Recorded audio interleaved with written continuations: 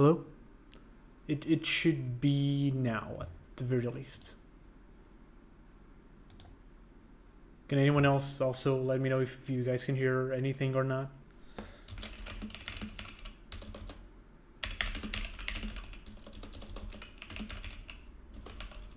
Okay. Okay. So as I was saying, which apparently none of you listened to, new studio, new room, new house. Yes, I am the guy that got Phantom Seer cancelled. I changed the microphone settings because I think that was the problem. New shelf, new place. This is not supposed to be here. You guys did not see that, I hope. And yeah, this is still an experimental phase. There's probably going to be some echo. The lights are not going to be as cool as they were in the previous room because I had like months to figure out how to do everything, which now I can't. It was just some weird snacks. And yeah, we're going to be starting with a stream and Battle Shonen Tierlist. That's going to be the stream. So hello everyone, hello Creams, hello Happy, and everyone else. To get ready for the stream, I got my One Piece Woody, brand new, with Zero on the back. And I also got my Rick and Morty, whatever you call this, which is also brand new. I bought all of these Saturday.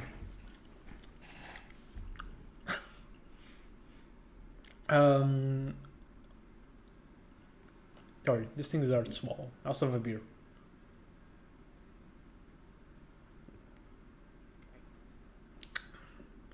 Thank you. So I probably should start by saying this is for everyone on stream and everyone watching later.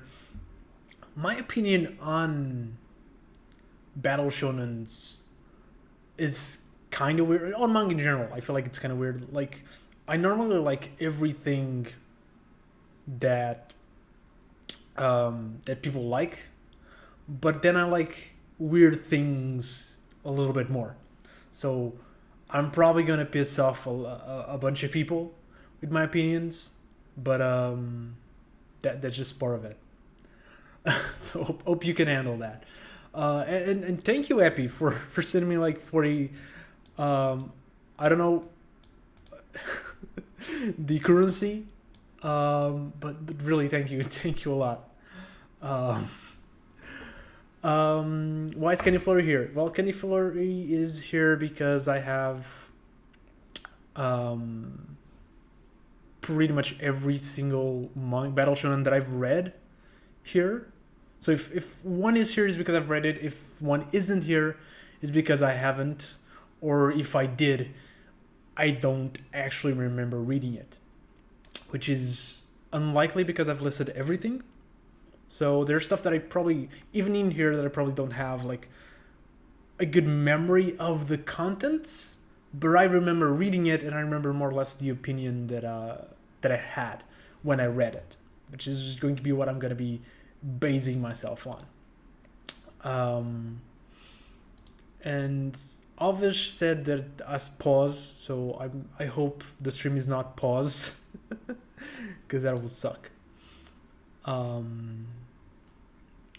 So yeah, I guess we're going to start unless this is paused, which I hope is not. It says it's running. So yeah. We're going to start. I don't know if you guys have like a preferred way to do this, because I don't have, like, this is not alphabetically ordered or anything like that. It's just like the number of the file of the cover on Analyst. So we're probably gonna start with a bunch of random weird stuff, and I might jump, like if one connects to another manga that I want to talk about, I might jump from one to another. And we'll start with, I guess, the first one, which is Magico. And Magico is a canceled manga from Shonen Jump. A lot of these are going to be actually canceled manga from Shonen Jump. This one is from 2016, 2014. I don't remember. Um, and it's essentially, I always compare it to Mission Yozakura Family, because it is about this two main characters, a female and a male lead, who, in the first chapter they kind of join together, they have to marry, and the manga evolves into a mix of a battle shonen, a slice of life, and a romance with with hints of comedy, with a lot of focus on these two characters already dating, already having like this relationship. And then of course it has those moments where it goes and becomes like a full-fledged battle shonen. So in those regards, it reminds me a lot more of Mission Yozakura than Reborn does, which a lot of people tend to like to compare Yozakura to Reborn. And yeah, I don't think it's as good as Yozakura is, especially because again it was cancelled. It did last 80 chapters, so it lasted for about a year and a half, which is a lot more than most of the cancelled manga. But it's still cancelled. It still didn't manage to go all the way through, didn't manage to explore everything that it wanted to explore. But overall, it's still a very nice manga. It's still very nice, like Battle Shonen. If you want to read something, Battle Shonen that doesn't have an anime, there isn't, that is underrated, that not many people have heard of it, you guys should check out, Magico, for sure. And yes, I think it's 80 chapters. I can, confirm really quickly in here, but I am pretty sure it's from 2011, so it's far older than I remember. Oh, actually, sorry. It went for 8 volumes. That's my confusion. It went for 68 chapters, which is still, I think it's still pretty good. It's probably like the longest axed manga that I remember from Jump. Normally at that point you probably would expect the series to be saved. But in case of Magico, it wasn't. I'm going to put Magico, I think it's good. It's not anything special. I'm thinking between B and C. I think I'm going to put C. Or B. Let's go with B. S are like the best ones. A are the ones that are very good. B are the ones that are good. C are the ones that are okay. D are going to be the bad ones. And F are going to be like the worst of the worst. The ones I really, dislike. Let's go with that. And we're going to jump into another, weird one that probably not a lot of people know of, which is Crimson's, which has a subtitle.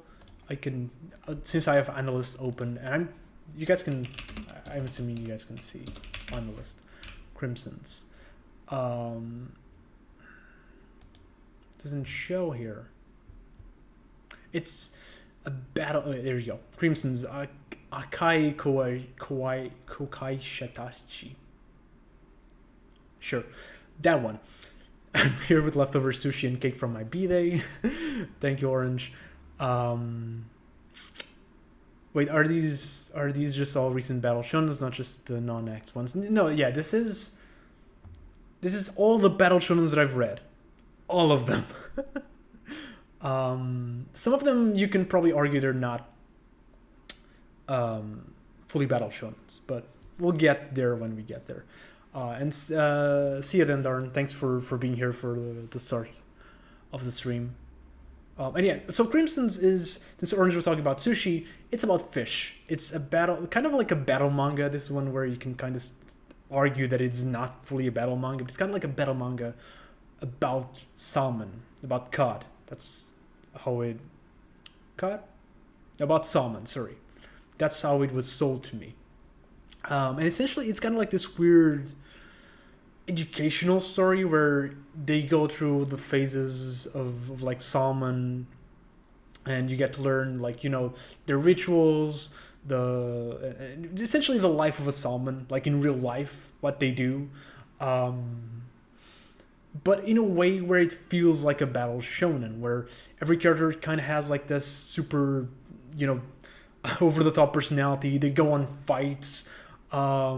Fish fight to that, yeah, sometimes, like more of an adventure manga, I guess, in that sense, where these guys have to go through, they have to cross the river, and they have like a lot of challenges and a lot of like things that happen, and they kind of have like these battles and these adventures and these problems they have to solve, and it feels like, again, it feels like very much it's a full-fledged shonen manga. Is Dr. Stone here? I don't think I put it here, but we could talk about Dr. Stone as well. we'll get there. But yeah, I also think one thing that Crimson's does is kind of funny, is that there's like scenes where most of the manga is like full, manga form, in terms of like drawings, but then there's like these scenes where it just go on like photorealistic images for like a panel or two, where it kind of wants to really show you that this is just like normal fish doing this, which I think is really, really funny. In terms of like actual quality of the manga, I think it's just okay. I think it's a C. It's fun, it's different, it's kind of wacky, but I think you should read it just for the curiosity, just for the idea of it and what it's trying to do. It is not like amazing in any way. Let me just check if Dr. Stone is another non-battle fundicational battle shonen. Yeah, I'd say so. It's kind of like, I don't fully consider Dr. Stone to be battle shonen, and Dr. Stone would be like easy A for me. There's some parts, some arcs where it's not as good, especially like the beginning. I think there's some problems with the pacing in the final couple of arcs. There's definitely like some parts there where I wasn't not that I wasn't invested, I just didn't enjoy the pacing of it. I think it went too fast in some elements, but otherwise I think Dr. Stone is amazing. The characters of Dr. Stone especially are fantastic. I just pretty much like all the main characters are so good. Like Jin, Senku, forgot the guy with that snapped his fingers, the captain of the boat, and his brother that it was introduced at the end as well. Like all of the characters were really fun, and that's kind of like the thing that I like about Dr. Stone. The thing that I like about iShield 21, which is by the same writer. It's like the characters really sell the manga. And I love characters. For me, if a manga only has characters, that's enough. So yeah, Dr. Stone for me is definitely an A for sure. If not an S, but I think an A. Yeah. So but I don't think I have it here. If I have it here, I'll put it on A, but I don't think I do, because I don't see it. And then I guess we're gonna go into Spider-Man Fake Red, and I'm gonna also talk about Spider-Man. I've done a video on both of these. This is one where the original Spider-Man. This one, people may argue that it's not a battle shonen. The reason why I put it here is because I'm putting Fake Red, which I do think is a battle shonen. So I decided, I'm just gonna put the two Spider-Mans. And Fake Red is fun. It's getting translated into English next year. And it's like about this guy who finds Spider-Man's suit and puts it on, and basically the only powers that he has is it's the webs, because the webs are not superpower from Spider-Man. It's just a thing that he makes, and so that came with the suit that he found. And then the actual Spider-Man is missing, so people think he is the Spider-Man. And the whole manga is him fighting Spider-Man villains, classic ones. It depends if you think superhero comics are battle shonen. Yeah, I think they're similar. I didn't put like Deadpool Samurai, which I do have the books somewhere over there, which I do think kind of is a battle shonen as well. I just kind of forgot to put it here. But yeah, I think like superhero comics are the battle shonens of like the Western media. if that makes sense. I think it makes a lot of sense in my opinion. So yeah, definitely. C is Crimson's, which is a weird battle shonen about fish. This one. It doesn't say which magazine it is, and I don't know. But yeah, Fake Red, I think, is good, especially having in mind that it is a canceled manga. Which, if you guys are gonna buy the volumes in English, you should be aware that it is a canceled manga. It went for 2 volumes and then got axed. It reads like an X manga. You can tell towards the ending that, yeah, something happened there and got canceled. I think it still has a nice ending, which is good, because a lot of like these manga that get canceled don't. And I really, really appreciate the ones that do, which is the case with Fake Red. But there's again, this is a manga. There's a lot of like cool ideas that could be explored. There's a lot more villains that could appear that that just don't, and that sucks. But for what it is, I do think it's definitely an S tier, C tier. I mean, not an S tier.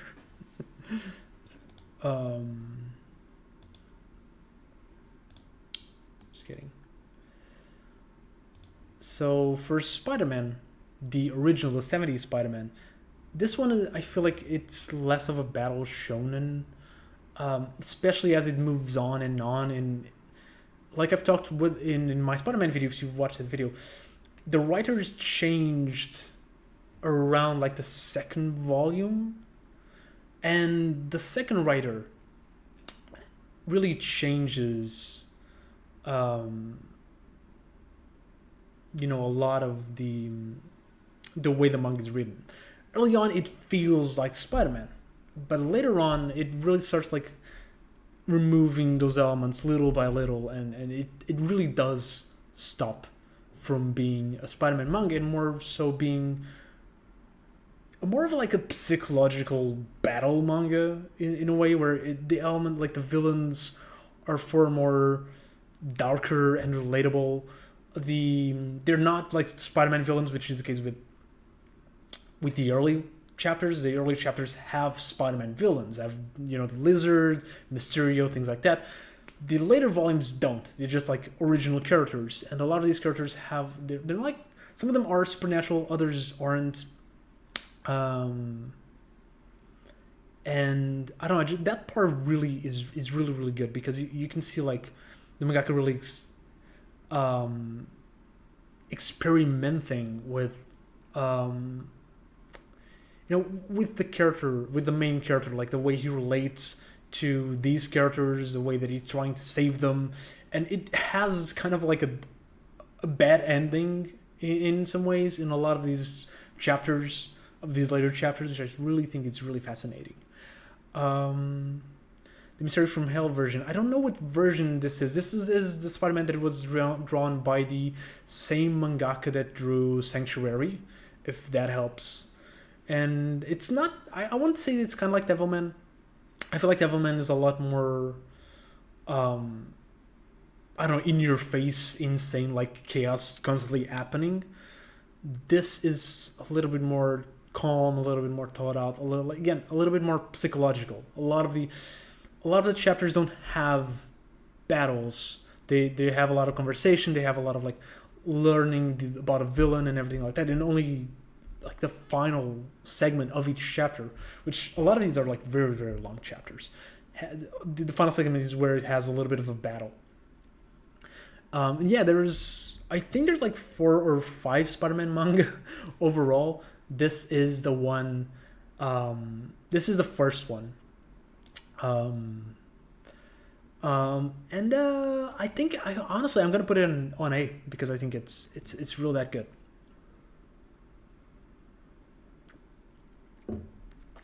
And now for Tsubasa Chronicles, or Tsubasa Reservoir Chronicle, if you're reading the manga, because the name is different for some reason. Which is Clamp's battle shonen. So if you don't know Clamp, that's the one from Chobits, that's the one from Cardcaptor Sakura, that's the one from X, Tokyo Babylon, Rayheart, and a lot of other manga. Exexolic, which is related to Tsubasa. Yeah, you should really. I think these two Spider-Mans, you should check them out. I don't think the other ones are available to read in English, but I know there's at least two or so more manga, Spider-Man manga. But at least these two, you should give it a check, especially if you're, if you're into Spider-Man. Okay. So the Spider-Man live action is very different from the manga, because like you said, it's a weird tokusatsu, version of Spider-Man. This one isn't. There is no robots. There is no mecha or anything like it. It's I don't know. It's a weird take on Spider-Man. It's kind of strange, but no, it's not the same. It is completely different from that. I think it's from the same era, but it is different. So yeah, Tsubasa Chronicles. So Tsubasa Chronicles, for those that don't know but may know of Cardcaptor Sakura, is kind of a battle shonen version of Cardcaptor Sakura. Yes, there's a Japanese live action version of Spider-Man. I've seen some scenes. It's weird and it's fun. Go check it out. Okay, so Tsubasa Chronicles is one of the very, very, very first manga that I've actually checked out, and one of the first anime I've actually checked out. And I enjoyed the anime when I was watching on TV. Eventually, I jumped into the manga. I never actually saw the ending of the anime. Like they're saying the anime was mid, but the manga is apparently great. The scenes that I've seen from the anime, the scene is basically the same as the manga. I didn't see many differences there, though I've only seen the beginning of it. But I don't know. The thing about Tsubasa Chronicles that I like is, again, the characters. I think the basic story of the characters of Sayuran and of Sakura is really, really good. I think the main core of the story is that Sakura loses all her memories, which turns into feathers and go into a lot of worlds, which is kind of like Clump's way of just kind of like throwing references of pretty much every manga that they've made so far. There's like elements of all of these other stories that they wrote before. I at the time I didn't like, this is the first manga from Clump that I read. I had watched Cardcaptor Sakura when I was a kid, which is why I was curious about this one. But I didn't caught a lot of references. I hadn't watched Chobits then. I didn't watch, pretty much anything else, which I still haven't. I've read 4 or so Clamp manga. So the references really didn't caught up to me. I don't think that's needed to enjoy Tsubasa Chronicles, because again, the main core of Tsubasa is not the references. If it was the references, it would be a bad manga. The good thing, the main thing, the attractive thing of Tsubasa Chronicles is the relationship between Sayuran and Sakura, and the fact that Sayuran has to go through all of these worlds to kind of gather all of Sakura's memories, but to get that power to grab her memories back, he has to sacrifice something, and that's something that he has to sacrifice is the memories that he had, the memories that he had with Sakura. So Sakura will remember everything else once all her memories are back except Sayuran, and he has to deal with that and still go and still try to save her, which I think is amazing. The character growth of Sayuran and Sakura, again, throughout the entire manga is good. I think the problem with Tsubasa Chronicles as a battle shonen is the battles. I think, and not really necessarily the battles themselves. I think the battles themselves are kind of cool. Just the way that they are drawn, the way that make the paneling. I think like pretty much everything is very, very bright, and it's kind of hard to read. At least when I was reading it again, this was, I think, my second manga ever. It was like super, super hard for me to understand what was happening. And for example, with Naruto, which was the other manga that I was reading around the same time, another Battle Shonen I was reading around the same time, Naruto was fairly easier to understand what was happening in the battles. Sometimes I still didn't, understood everything, but it was at least easier than Tsubasa. And then the other thing that is very hard to read in Tsubasa Chronicles is the ending. So, if you don't know, the ending of Tsubasa Chronicles requires you to read XX or, just Olik, depending on how you want to pronounce it, which for me is not necessarily a bad thing, exclusively because I think XX is Clamp's best, at least the best that I've read so far. It's one of my favorite manga. I think it's really, really good and definitely worth the read, even if you don't read Tsubasa. But for you to understand the ending of both manga, you have to read both manga. And the problem is, even if you do that, even if you read both of the manga or like around the same time, you still it's still a confusing ending. And there's sequels, which I haven't fully read them. I've read a little bit of Exolic Ray until it went on hiatus, and then I read I think the very, very beginning of the Tsubasa Chronicles spin-off. And then there's also like the Card Capture Sakura spin-off or sequel that is happening now. I think I just finished.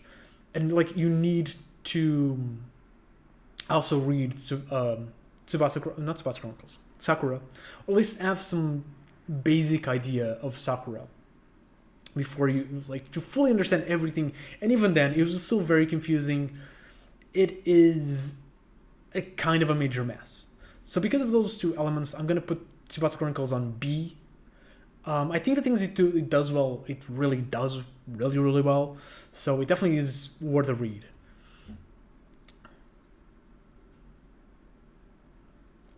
And now I'm scared because I just noticed that the next one is Jujutsu Kaisen. Oh, also, I didn't mention, I have the Sasuke ramen, which I promised on Twitter that I would eat on stream today.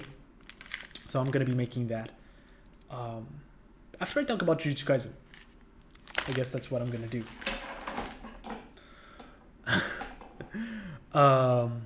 So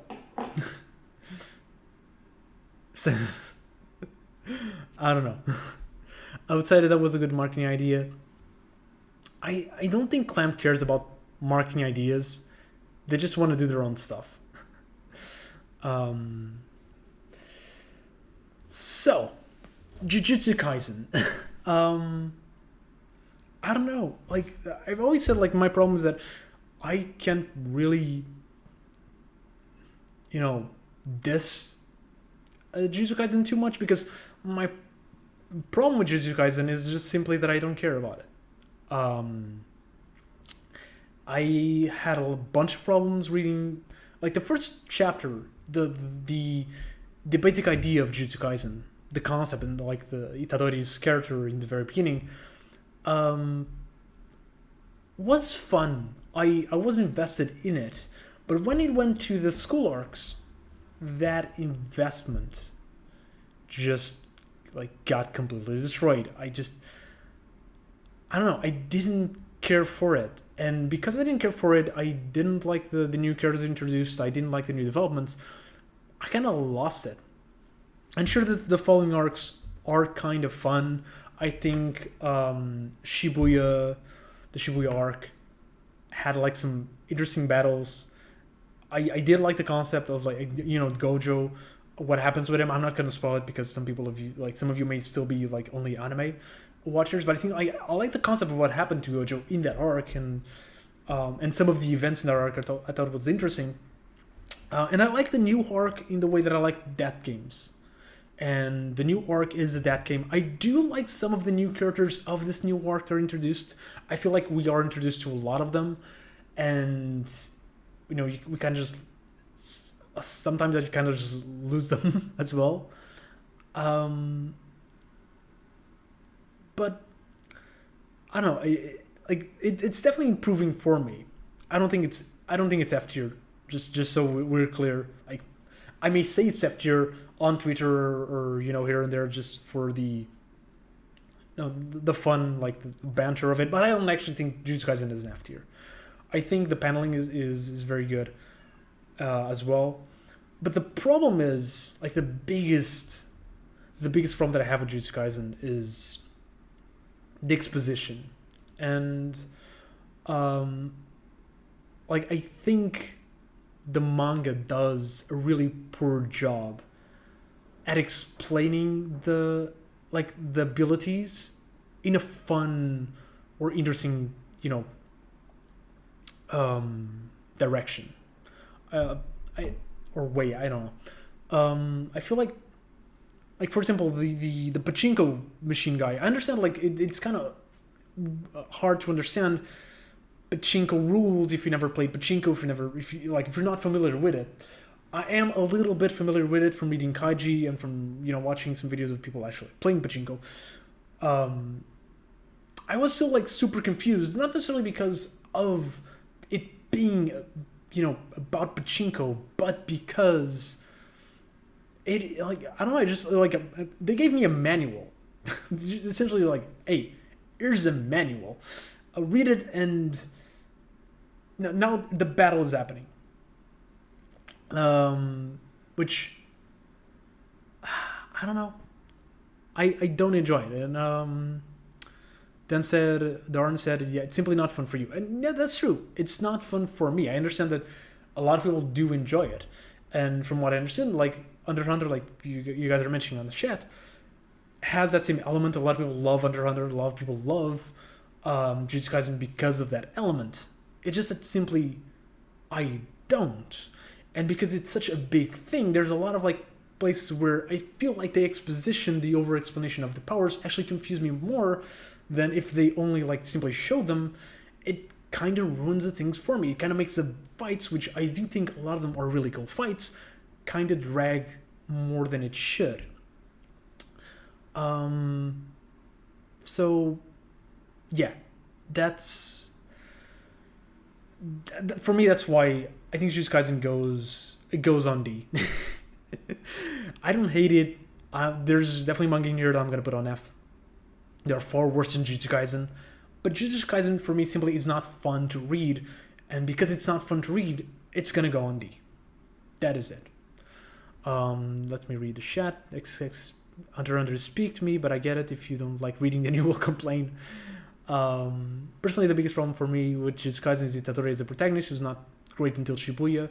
I don't have much problem with Itadori. I don't think he's amazing at all, but I think it is fine. Shingo rules entered one of my ear and went out the other. Exactly. That would happen to me. And yeah, so just for me, I'm gonna just jump into another manga so I can kind of give you a better idea of what I like, of what I prefer in the manga, which is Undead Unluck. Undead Unluck, in my opinion, can be as complex as Jujutsu Kaisen at times when it comes with powers, with rules, and everything. I feel like they are kind of similar in that regard, where all these battles, they really need you to understand really complex and sometimes convoluted superpowers. But Undead Unluck does it differently, because Undead Unluck does not over explain the rules at one time. Oh, and Bidern, again, thank you for being here. And I hope you enjoy what you see later after. So yeah, Undead Unluck, what Undead Unluck does is that it barely explains the power when the power is introduced. You don't get the name, or sometimes you get the name, but you don't get the power. You don't fully get the rules. You just get the effect. Like, this guy just did this thing. and you're just left like, okay, so what just happened, right? And as the characters go into battle, as we get to understand what is happening, you start understanding like the characters do explain the rules still. When like they go through this, okay, so this character is doing this, so this is happening. They may mean that, you know, like he may have this power. So you're just gonna go try this and that. So like Alpha says, it's kind of like JoJo in that sense. But I did use Undead Luck because I like Undead Luck a little bit more. Spoiler alert. So yeah, I mean, for example, with Billy, which is one of the characters, you'd spend a lot of time trying to understand its powers. You spend, I think, like it's like 3 arcs where he's using his powers, but you don't know what his powers are actually doing because every time he uses them, it feels a little bit different. And eventually, when you understand, when they explain what the powers do, it clicks and it makes sense and it's fun. And it's also fun because you are there trying at the exact same time as our characters, trying to understand the power system, trying to understand the rules. That's, for me, that's fun. As for, you know, the complaint that I'm seeing on the chat, which I do kind of agree, and then like as one of the worst opening arcs, I don't think it has one of the worst opening arcs. I think it doesn't have a strong opening arc. I think Undead Unluck, what it becomes after the second volume is a lot better and a lot different from what it appears early on. I do still enjoy the beginning of Undead Unluck. I think there's a lot of interesting, you know, elements with Undead and with Unluck, like the combination of these two characters, the combination of these two powers, which we get to explore at the beginning, and we still get to explore more and more, and as we get to see them grow as characters, and have their relationship grow as well. I don't know, I always found that interesting. Sure, there's a lot of, like, you know, the groping and everything. That's not fun. I understand why a lot of people were, like, put off by that. It does diminish later on. Undead is not always naked. He's not always, you know, he's not groping Unluck at all, you know, later on. So if that puts you off, maybe you can give it another go and see how it evolves from there. Because I think Undead Unluck really, when it starts showing the world to, you know, to us, that's when it shines the most. That's when you start, like, really seeing, really being invested into Undead Unluck. And just, honestly, just for kind of like the characters, the world, in my opinion, I always say this, a lot of people probably will punch me in the face, but I think Undead Unluck has a world building of the same level, or at least close to One Piece's world building. I don't think it has had the time to have a bigger world, a world as big as One Piece, because One Piece has 1,000 chapters, but right now it has a far bigger, far more interesting world than One Piece had at its time. So, yeah, I think Undead Unluck is amazing. The latest arc is, like, if you've been reading it, like the past, like, I don't know, like 20 chapters have been amazing.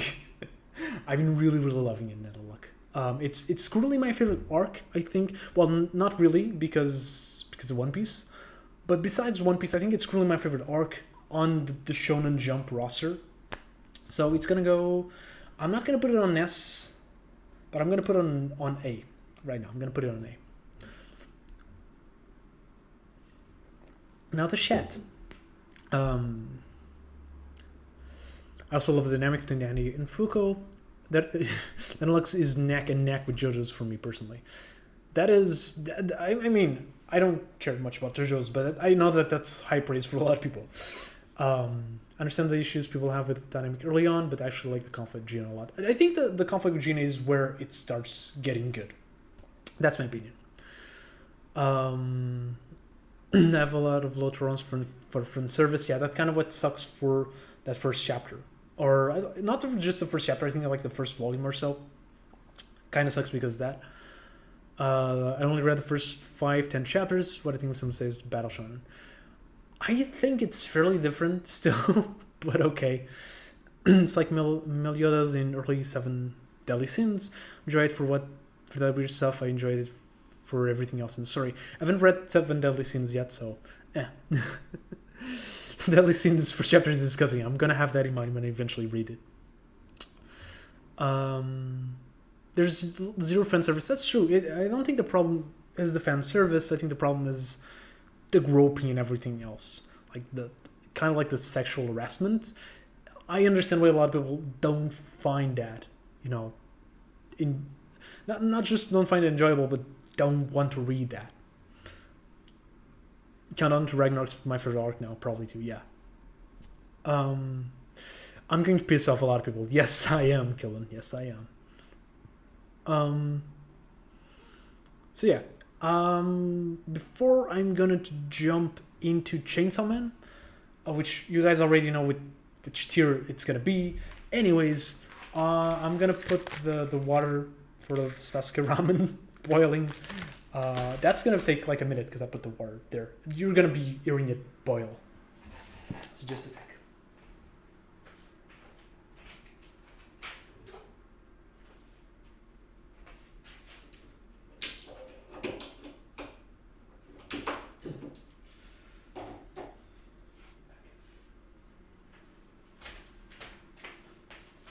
So I can't have the influencer light or whatever the hell this thing is called on at the same time as the boiler.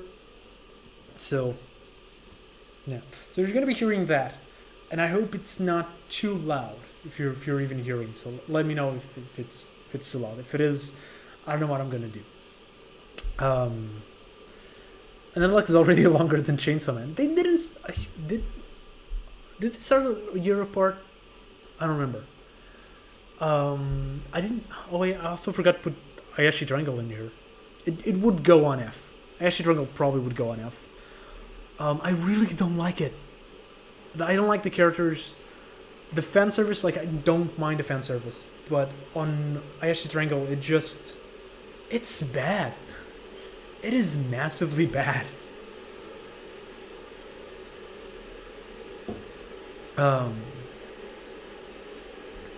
Yeah. And then, yo, Watch Angel, what are you doing? We are boiling water for the Sasuke ramen. So yeah, Chainsaw Man. S tier. I hope is it too loud?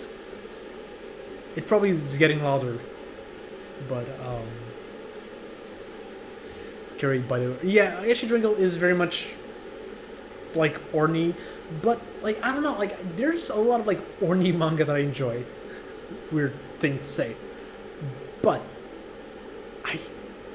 I don't know, I just the fan service just feels so forced that it just takes me out of it. Which is one of the worst things you can do to me. Chainsaw Man. Chainsaw Man is one of my all-time favorite things. I mean, you can probably see that I have the 11 volumes here. I have the Pochita there. I have a Chainsaw Man shirt. I've been watching the anime, which is something that I don't do at all. Like, I've watched 5 episodes of the anime. The last time I've watched 5 episodes of anything was, I think, like 2014. So yes, I love Chainsaw Man. I've done video upon video upon video of why I like it, of like some scenes that I think are really good, some scenes that I don't know. I probably have mentioned everything that I like about Chainsaw Man at one point or another. But I think like it has a lot to do with my tastes. I think Chainsaw Man, his did you read the manga in the tier list already? Okay, so Chainsaw Man, Undead Unluck, Spider-Man from the 70s, Magico, Tsubasa Reservoir Chronicle or Tsubasa Chronicles, depending on which are you watching the anime or the manga. Crimson's Spider-Man Fake Red and Jujutsu Kaisen. And yes, Anime Crash has returned. I think I love chaotic things. I love horror. I love an ensemble cast. I love good comedy. And Chainsaw Man is just is all of that. And the water stopped boiling. So for those that are just joined in the past, like I don't know, 5 seconds, Sasuke Ramen. I bought it on Yoyotsu for €4. That's a store in Colombo, which is a shopping mall in Lisbon. If by any chance you are in Lisbon and you want to buy this.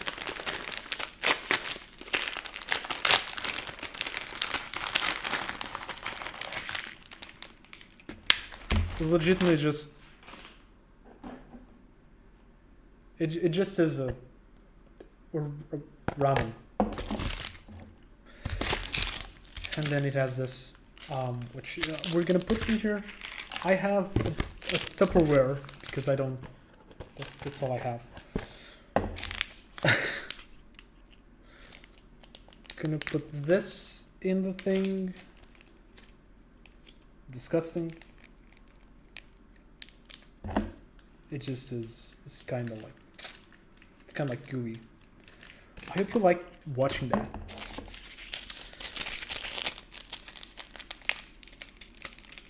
And then seeds. I don't know what you guys are watching because I don't have my camera. Like, I can't see my own camera. And then there's things. Okay. Just gonna throw all of that in here. And that's how you cook ramen. I forgot the water.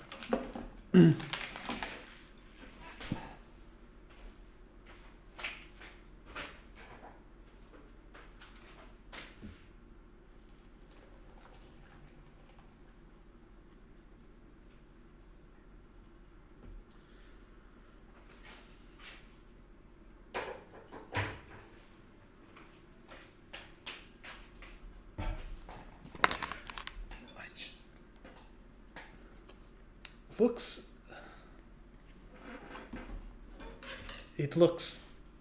I'm gonna try to push it down and try to mix a little bit the thing with the sauce because it really it looks like transparent. We're gonna return to that in a second.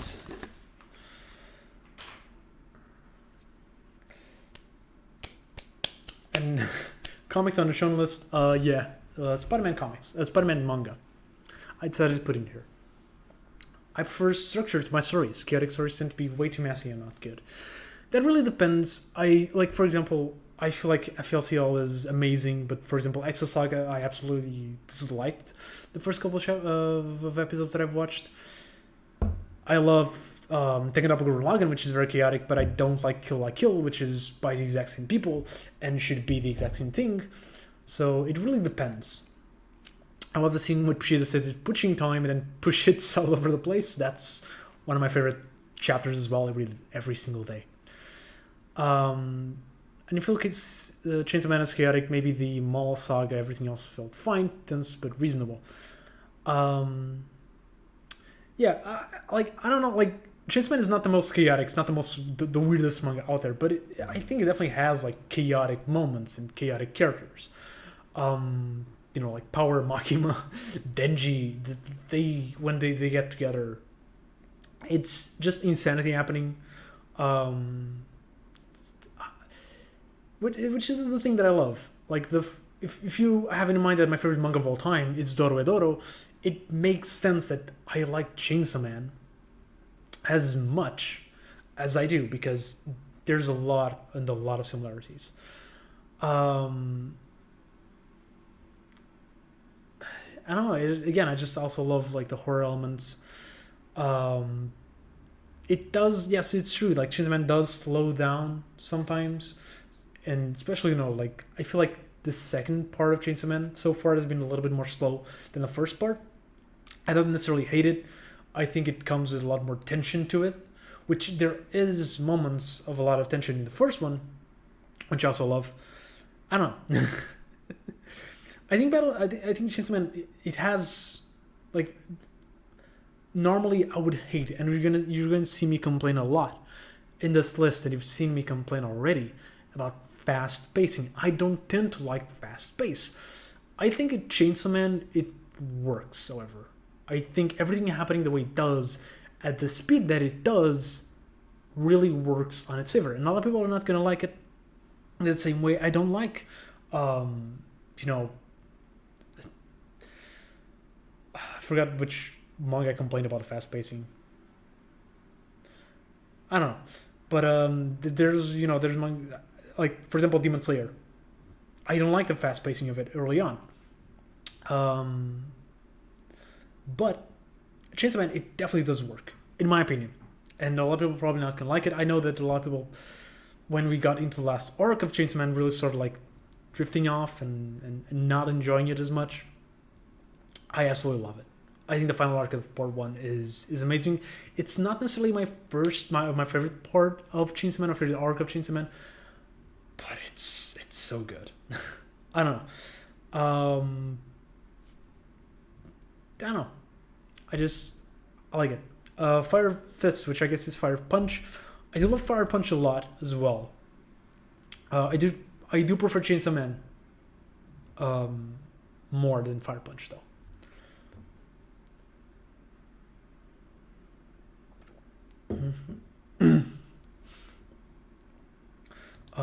To Orange instead, I can get behind Sanity. A lot of my favorite manga like Oran, Natsume, and Kami-sama Kiss are a lot more mellow and structured. Probably like Chainsaw Man a tab more if it was a lot slower. Sure, but if it was a lot slower, it wouldn't be like, I don't think Chainsaw Man would work a lot slower. I think if it was a lot slower, a lot of other problems that Fujimoto gets away with by being as fast as it is, those would surface, and those would be a lot worse. So I don't think Chainsaw Man, a slower Chainsaw Man, would be necessarily good. I think you still wouldn't like it, but for other reasons. Chainsaw Man has great characters. Denji's story of being the perfect target for Makima manipulation because of his past and his very slow realization of that, and struggle to break free is great. Yeah, I love Denji. I think I put it on S on my Jump protagonist tier list, and there I've also talked a lot about how much I love it. I'm losing a little bit of my voice, which sucks because I still have so much to go through.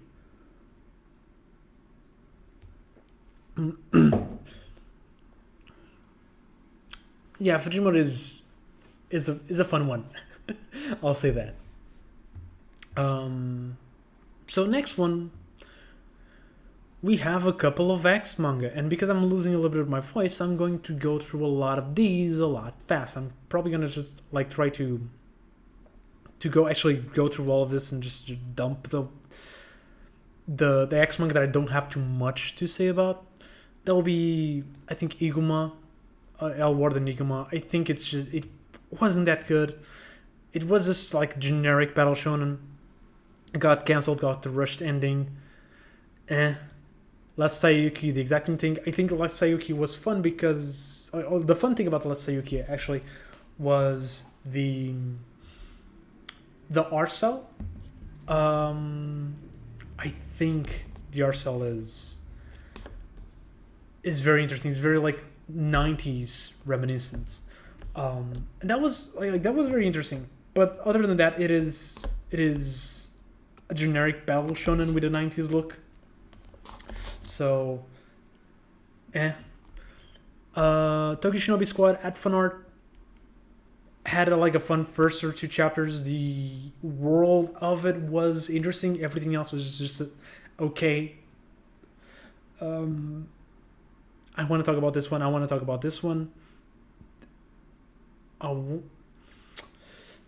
I'm gonna leave this and this one for the ending. Build King, it's a meme. I like the beginning. I don't like the ending. I think it's really easy to trash on Build King. I'm gonna drop it on F still, but it's not the worst. Candy Flurry had some fun moments. Had some fun comedy. That is it. Redwood added some cool 2 chapters. Shinobi Squad, the manga that one of the big YouTubers really hated. I don't know. I wasn't doing YouTube back then, I think. So I don't know. But maybe. Redwood. Hope it hasn't.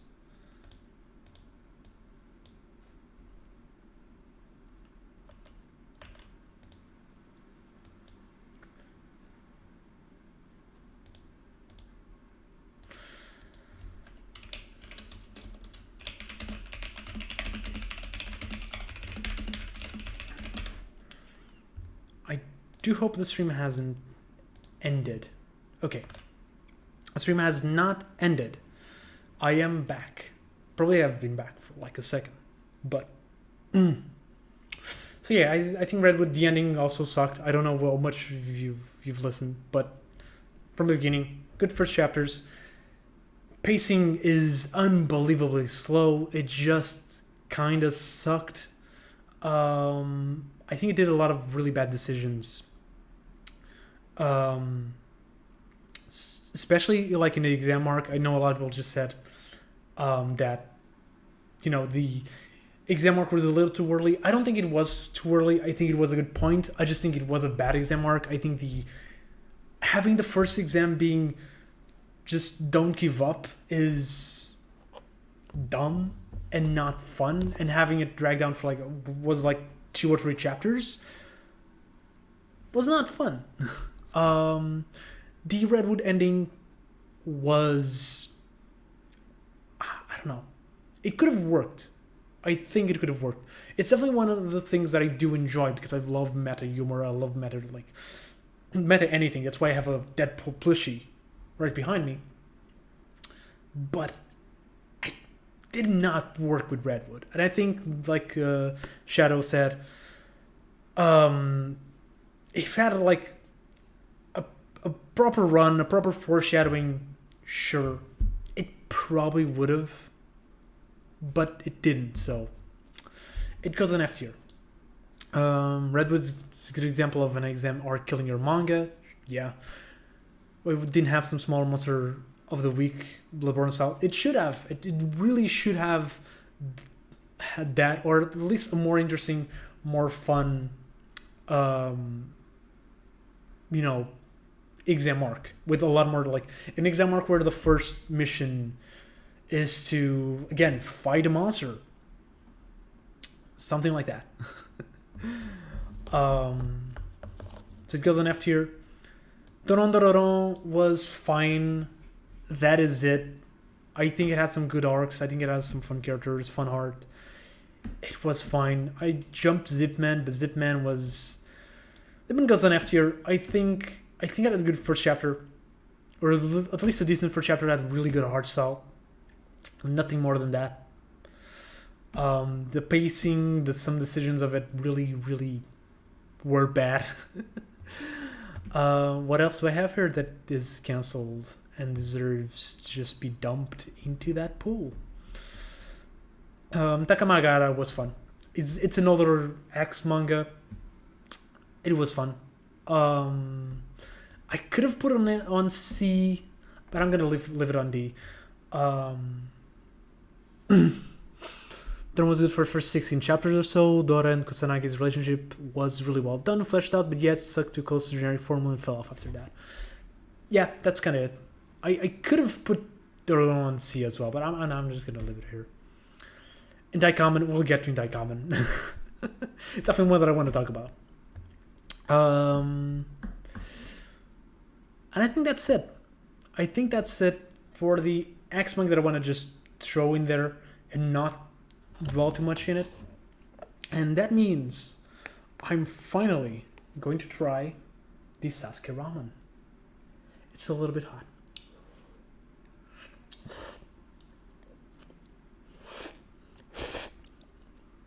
ASMR.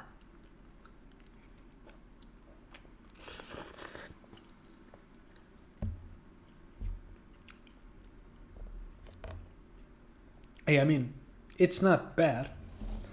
For $4, it's a little bit too much, because normally they're like 50 cents. They not sponsored yet. Not. I'm gonna be honest. I thought this was gonna suck. This is like shrimp. Sasuke is hot. I can tell you. I don't know why you like Sasuke's shrimp. Like I wouldn't imagine Sasuke would taste like shrimp, but there you go. That's what Sasuke tastes like.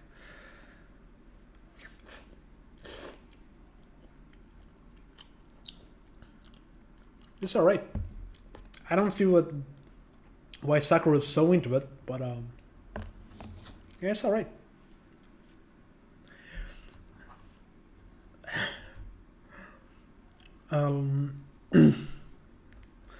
Takamari, if you want to see a man turn his squirrel into a gun, that's true. I almost always forget that. That is the thing, and they always remind me of it.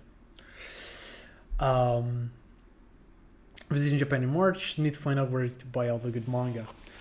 I don't know. I never been to Japan, but if you find it, let me know, because I probably want to as well. 2X manga by Sakamoto. I didn't miss 2X manga. I want to talk about those X manga. That's why I skipped them. You know what? Let's jump. Oh, actually, there's this one that I wanna. And Cassandra. This is not a Shonen Jump canceled manga. I read this. It's like 2 volumes. It's okay. I've read it a long time ago, like 10 years ago. But it was fun. I remember thinking it was okay. It goes on D because stream has peaked until reach Medaka box. So I'm gonna be eating these, and my beer, which has amigo, which is friend. That's not the brand. Let's go to the other canceled manga. And I guess we're going to start with Samurai 8. I think Samurai 8 is bad. I think there's like 3 or so characters that are okay. I think the last 2 characters that got introduced, they were okay. The romance interest, she didn't get to do too much. But she was okay. I think overall she was okay.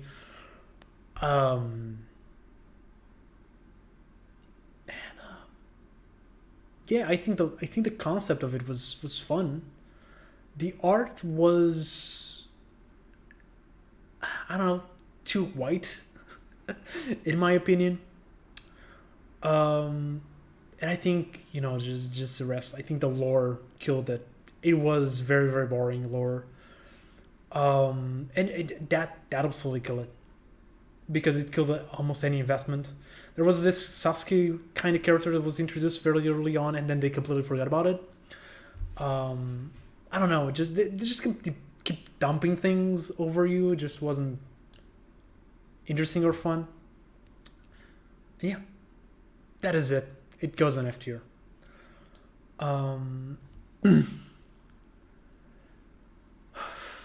I awaken the power of Crashingan. Can now see through manga covers and read manga without opening. Oh, that'll be amazing power. And yeah, Samurai got a bunch of promotion. Because it was like by Naruto. And everyone hated it. Everyone absolutely hated it. And yeah, welcome Hoji. I hope you enjoy the stream. This is a tier as it is. I did mention I don't have Dr. Stone on the list. I did talk about it, and I did mention it would go on A tier if it was on the list. So, yeah. It's not on S. There's going to be very, very few mangas that are going to be on S tier. But, yeah. That potential never felt like it really used that well, except when they killed the dad. That was spoilers. But that was a good. That's actually an interesting part of the story that I did enjoy. This one I know this is repeated.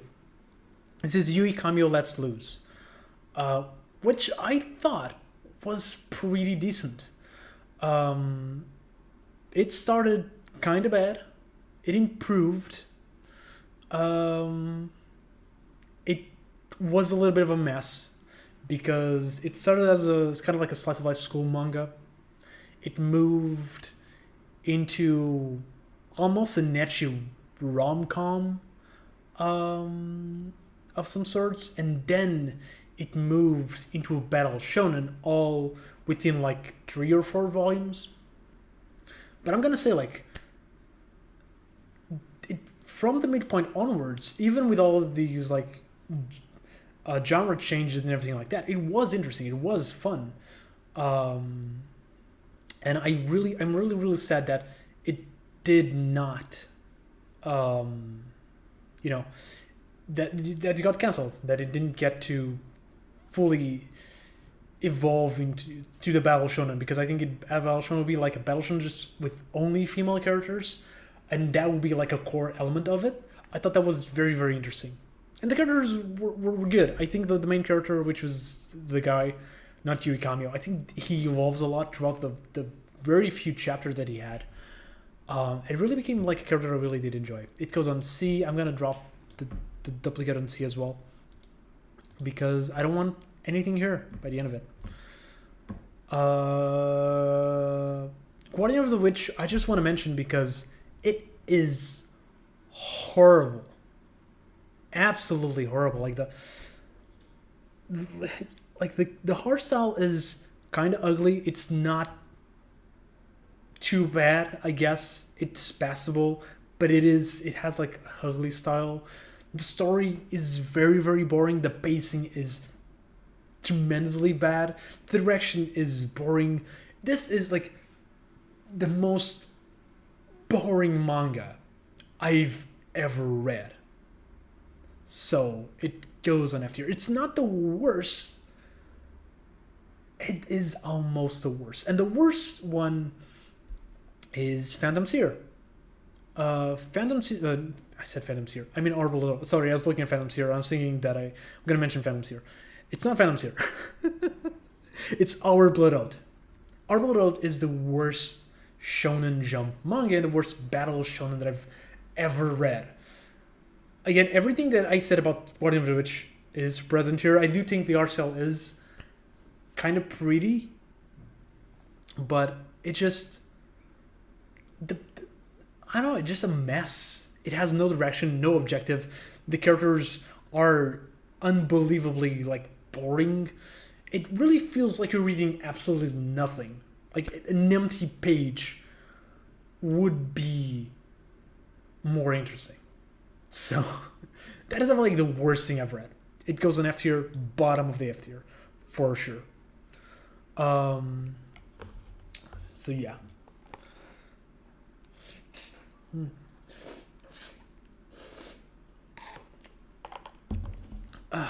Okay. Because Animal Pet said that he thought Bone Collection was worse. I like Bone Collection. I really like Bone. I mean, I didn't really like Bone Collection. I thought Bone Collection was fun. I like the characters. I like the humor. The art was charming. Like, it wasn't good, but it wasn't ugly. I always thought like the art style was fun. I don't know. And like the ending, like Trenton said, it was so batshit insane. Like the mangaka clearly had absolutely like nothing to lose at that point. I loved it. I really, really did enjoy the ending. Yeah, I'm gonna do something that a lot of you are probably gonna get pissed. I'm gonna put Bone Collection on C above all of this and above Jujutsu Kaisen. I'm gonna put it above Jujutsu Kaisen. It was fun. And this is where the dislike bar really starts growing, but I don't care. It was fun. I haven't read Bone Collection, but I always saw people dunking on the art, but I thought the art looks alright. Kind of cute. Yeah, that's the thing. It's not that it's good art. It's just that it's cute. It's cute.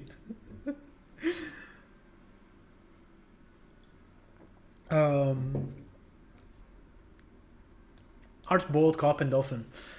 That goes on B. I absolutely love this mangaka. I absolutely love everything that he does. I do think that it sucks that this manga and his previous work, which I didn't include here, Angry Marie, which because I don't remember if it was fully Battle Shonen, it was more of a comedy manga. I'm kind of sad that those works got cancelled because I think they were pretty fun. This guy is my favorite comedy mangaka, and I think Arbal Cop and Dolphin was him really doing good comedy like he always did, but then improving like a lot in terms of like battle shonen, like a lot of like the few battles that we do get in this manga, which sadly weren't a lot. They were like more reserved towards the ending, but the battles that we did got were really fun, were really good, especially like compared to Beelzebub, which we're going to be mentioning in a little bit. It's towards the ending of the list, but like it was far better than Beelzebub's battles, but it just sadly just didn't last. But to me, it's definitely B, if not an A. I'm gonna put it in an IB. It's definitely one of my favorite like canceled manga. It's just Arbal, Cop and Dolphin and Gravity Boys, which is not about shonen. It's not in here. I'm probably gonna do a video on Gravity Boys eventually. Dolphin was interesting, but its premises did not stick with the Japanese audience. Yeah, I don't know why. Beelzebub was so bad. Oh, you're gonna hate the end of the stream.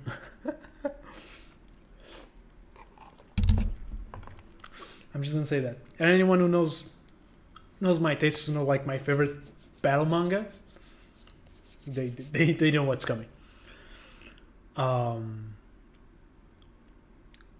Yeah, I don't have Toriko because I haven't read Toriko. So Phantom's here. I just want to get all the cancel manga out of the way. Phantom's here was fun. I know, like, I'm kind of like the villain of Phantom's here because I like Roboko more. It's not even that I like Roboko more, is that I defend Roboko when a lot of people, like, Phantom's here fans really hate it because it got to survive when Phantom's here didn't. Oh my god, you're gonna hate this stream, Darn. I'm sorry. Phantom's here, I think, like, the art style is from the same guy who did Tokyo Shinobi Squad. I think this is the manga that really uses this art style really well. It's this one. I love, like, this is a Weekly Shonen Jump manga that I have, which has a page. Like, my favorite page of this issue is the Phantom's here one. I absolutely love this.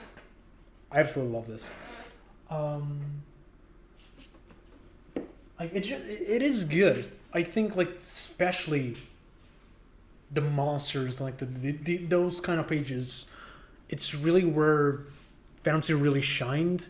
I think the characters were mostly okay.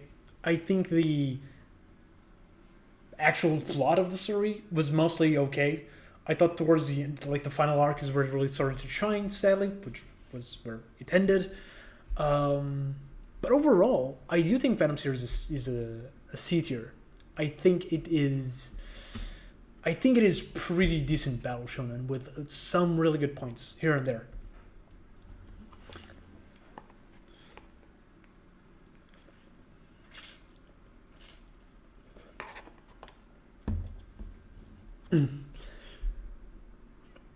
Red Phantom's here always felt like it was going to be X. I don't know, like, at the beginning I didn't, but then, yeah, the signs were there.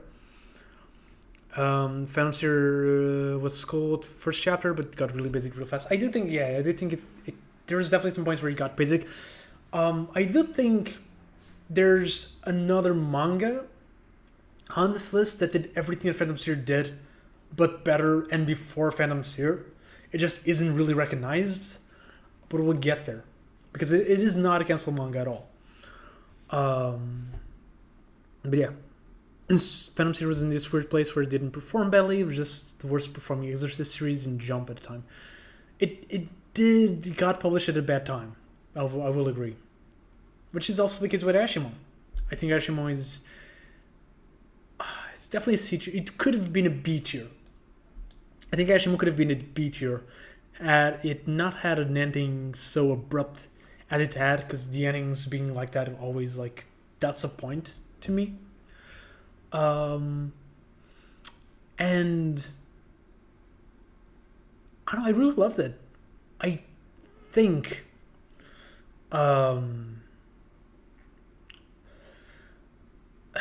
sorry, my voice is kind of dying. There's still like half of the list to go through. I like the main character. I did a whole video on it. I think it was pretty good. The art, I really liked it. I really want to read Hell's Paradise because I haven't. I don't know. I think like the setting was fun. The way that it uses Shonen Jump as a Shonen Jump fan, I thought that was fun.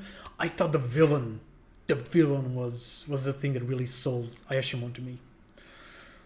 But yeah, the ending was just there, and it absolutely killed like any chance of it to be B or higher. But overall, I did think it's still like a really fun manga.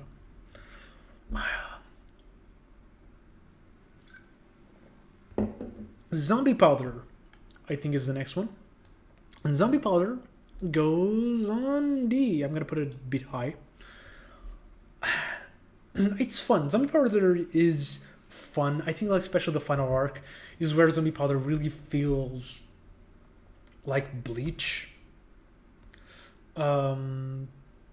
Like if you like Bleach, that final arc is where you're gonna find like the part you're gonna enjoy the most. The rest of the manga is okay. I think the main character was kind of cool. It really reminds me of Grimjo. I think Kubo even said it was like Grimjo was based on this main character, just get better.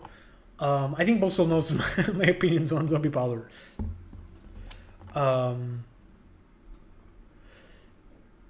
Yeah, but overall it's an okay manga. I put it on part because I feel like a lot of people probably would want to know my opinion on Zombie Powder, not just throw it out there. And can we talk about how insane these Fujimoto assistants all have insane breakout hits as well? Yeah, a lot of them do, which is insane. So Boxel's working right now. If not, we're watching the Bleach episode on loop. I kind of really feel like I want to go back to the podcast with Boxel. It's been 2 months since the Big 3 podcast. And I've had the chance to talk with Doofy.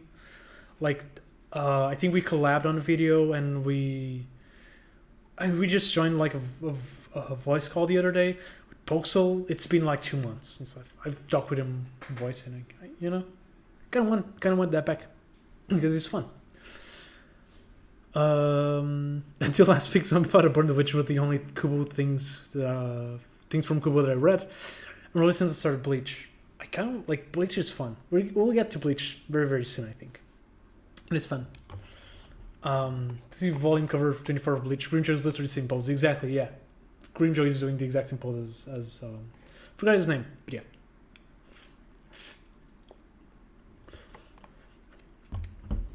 And I haven't read Magi yet. Looks interesting, but I haven't read it. Is there any more canceled manga to talk about really quickly? Angry Joker, which is from the same mangaka as Black Clover, was fun. I mean, it was the first manga that got invested that got canceled, so I have some kind of like nostalgia and resentment towards it. I do think like Angry Joker was like, for a lot of people that complain that Black Clover is too generic. Angry Joker really was very unique, and I think because Angry Joker really failed, that's kind of why Tabata kind of like stripped down a lot of things for Black Clover, and it did work. So I don't know. I can't complain. I can about it. You know. I do think Angry Joker is a B tier. Kind of sad that the ending. Also, you know, I don't remember fully the ending. I remember it was kind of rushed. But just because of nostalgia and everything, I think I'm gonna put Angry Joker on B.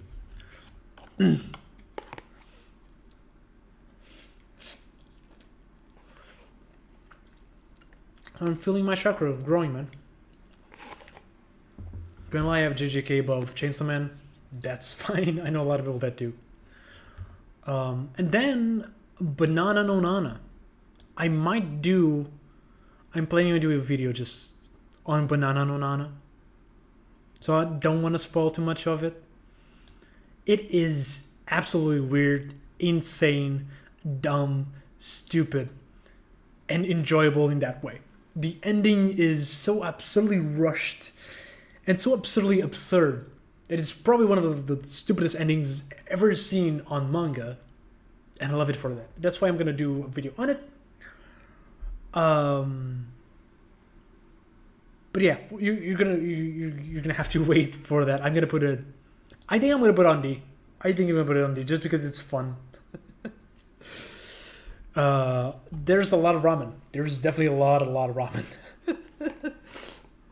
Nana gets a banana. It's just Banana no Nana is One Piece if One Piece was an X manga with Yuri elements and very, very weird.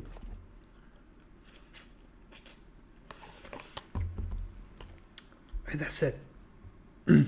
I think that's all of the canceled manga. Sorry. Let's jump into Mission Izukuri Family, which I think is... My rating here really depends if we're comparing it as a Battle Shonen or as a manga. Because as a Battle Shonen, I think it's fun.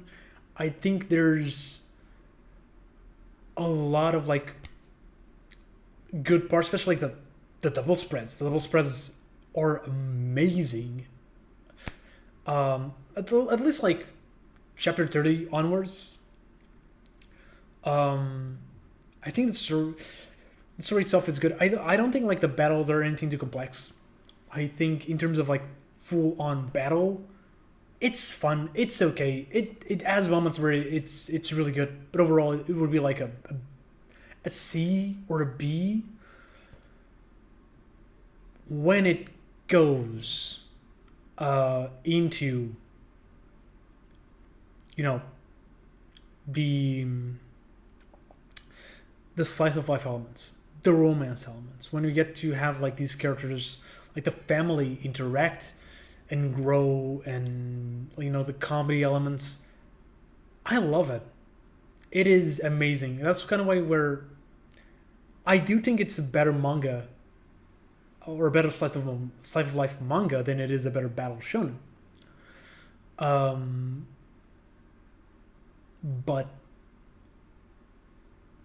I don't know, especially like later nowadays. You didn't miss QB, Mikey. It's still here.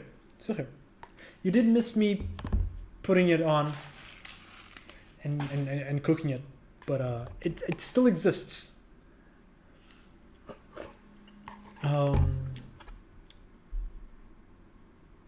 forgot. Yeah. So it's good for the characters. It's good for those little moments. I'm gonna put it on an A. Honestly, I'm gonna put it on an A. Just as a world. But if it was just exclusively battle shonen, I guess I would put it on B. Convinced that Izukuri would have been a U19 if it ran in the mid-2000s. I do think so. I do think Izukuri would be cancelled very early on, had it not been released in 2020, specifically in 2020 or 2019, sorry. I think it like you said, profited a lot from the fact that many other series are from just a bit worse. A lot of like big manga were also ending.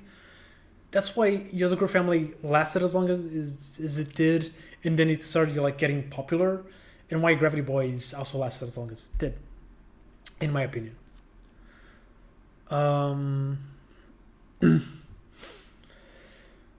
Opposite of One Piece, the micro writing by Oda is just lacking. The overarching writing and story of the world building is great, but then when it comes to details, Oda gets too quirky and flat too fast. I mean, I can see, I can see that. I do think Oda sometimes in character writing, it can be a little bit hidden, and sometimes just non-existent.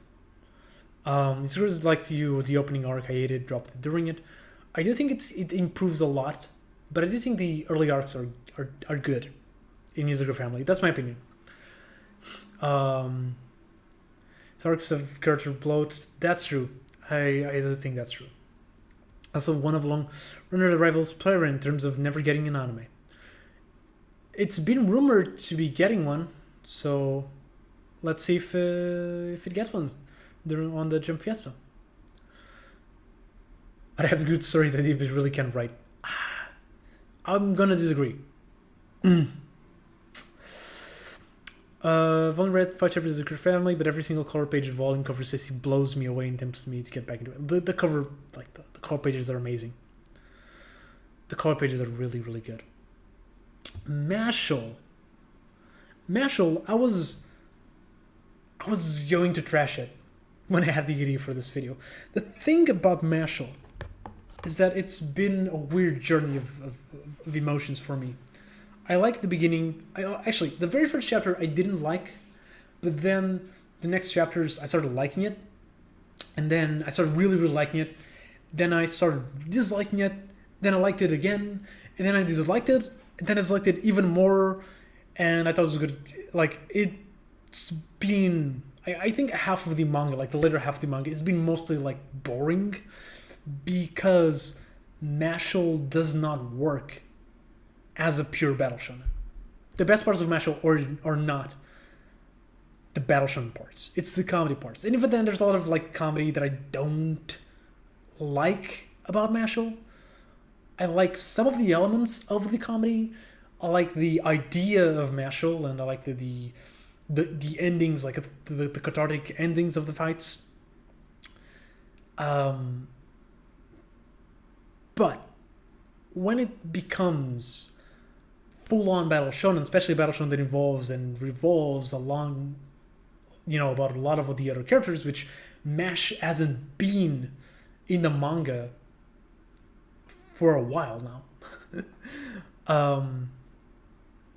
It gets kind of boring. It really becomes that one thing where it just is One Punch Man with Harry Potter, and I feel like at the beginning, sure, it was that, but it had different things that set it apart from One Punch Man, and now now it's not One Punch Man, but I don't know.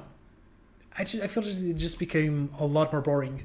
Though I will say, the last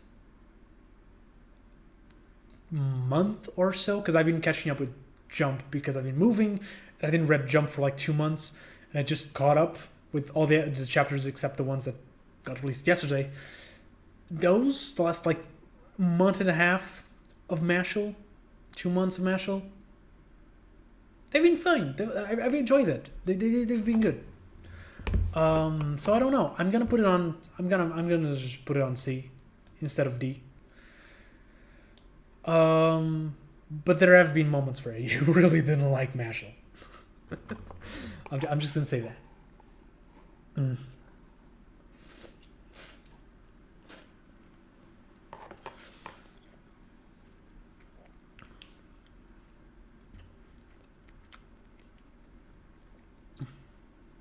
My show got to be a little bit old after a while. I think that's true.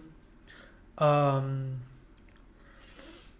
think that's 100% true. I think it's not a manga that's going to last long. It's not lasting long. We're currently in the final arc.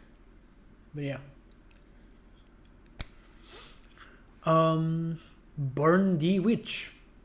Now this one is one that I can still crash. I'm gonna dump it on D, my friends. I'm gonna Burn the Witch on D.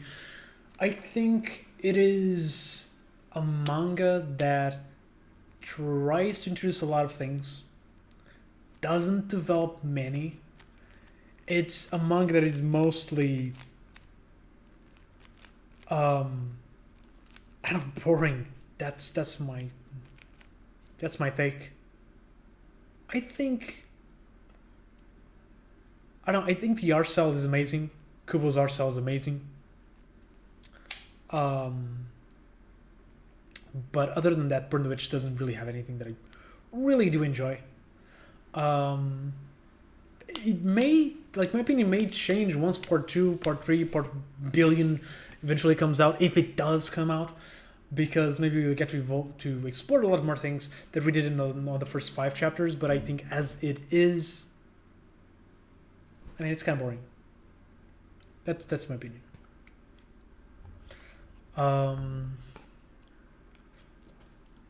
Like the setup and potential of Burn the Witch. Burn the Witch has a lot of potential. It just isn't doing a lot with it because it has 4 chapters and then it tips out. I like Burn the Witch more than Bleach. That's a controversial opinion for sure. Sakamoto Days. I love Sakamoto Days. I think it might be my favorite manga of the roster, with maybe the exception of One Piece. And me saying maybe when I'm wearing a One Piece hoodie is... Well, I mean, I love One Piece more, for sure. But, I don't know, Sakamoto Days is so amazing. Like, the characters are fun, the arcs are fun, and the battles, man. The choreography, the fights, they're the best. My favorite fights in all of Battle Shonen. All of it. All of these manga that we're looking at here, it's from Sakamoto Days. I love Sakamoto Days that much. And it's like, it's not really in the beginning, because it's like, I don't know, like 60, 80 chapters? I don't know. It's a little bit far. But my god. It's just fun. It's like, it's probably one of the most enjoyable manga to just read. Pure fun. Nothing more, nothing less. Fun. That's it. It goes on S tier. And boom.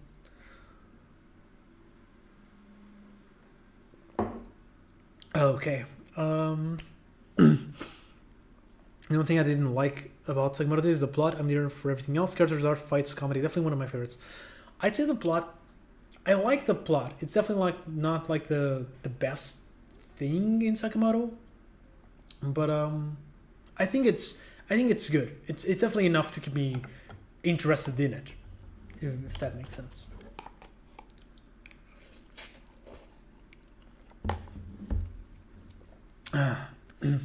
Dan is... I'm not sure if I'm gonna put Dan on S tier, solely because I had not caught up still. It's something that I've started, I caught up a couple times, but I always leave chapters behind. But it is a manga where, honestly, I think it's kind of doing what Chainsaw Man, like, what... Dan is the manga that people think Chainsaw Man is before reading Chainsaw Man. It's absolute chaos in the most fun way. The art is both awesome and adorable, and everything it's just like so well. I always want to keep reading because I want to see what the hell's gonna happen next, because it's impossible to predict, and it's always like fun. It's not a manga that I'm like, oh my god, this is so deep and interesting. It's just a manga that makes me laugh. I'm gonna like, what the hell is happening? Oh my god, yes. And that's kind of like the theme of my S tiers so far. Chainsaw Man, Sakamoto Days, Dan Dan Dan. These are not like super intricate manga where I'm like super invested in the plot. It's just manga that I read and I'm like, yes, that is it. Dan Dan is proof that Battle Shonen writers could write a good relationship if they just try. That's kind of like the thing. I think a lot of the problems with Battle Shonen not having good romance is because they don't do it. They don't write it. They write couples, but they don't write the romance. I think that's why, you know, Yozoguro Family does it well. I think that's why Magico does it well.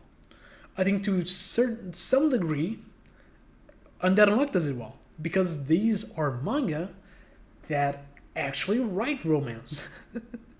they do take time to write it, which is something that Bleach really doesn't.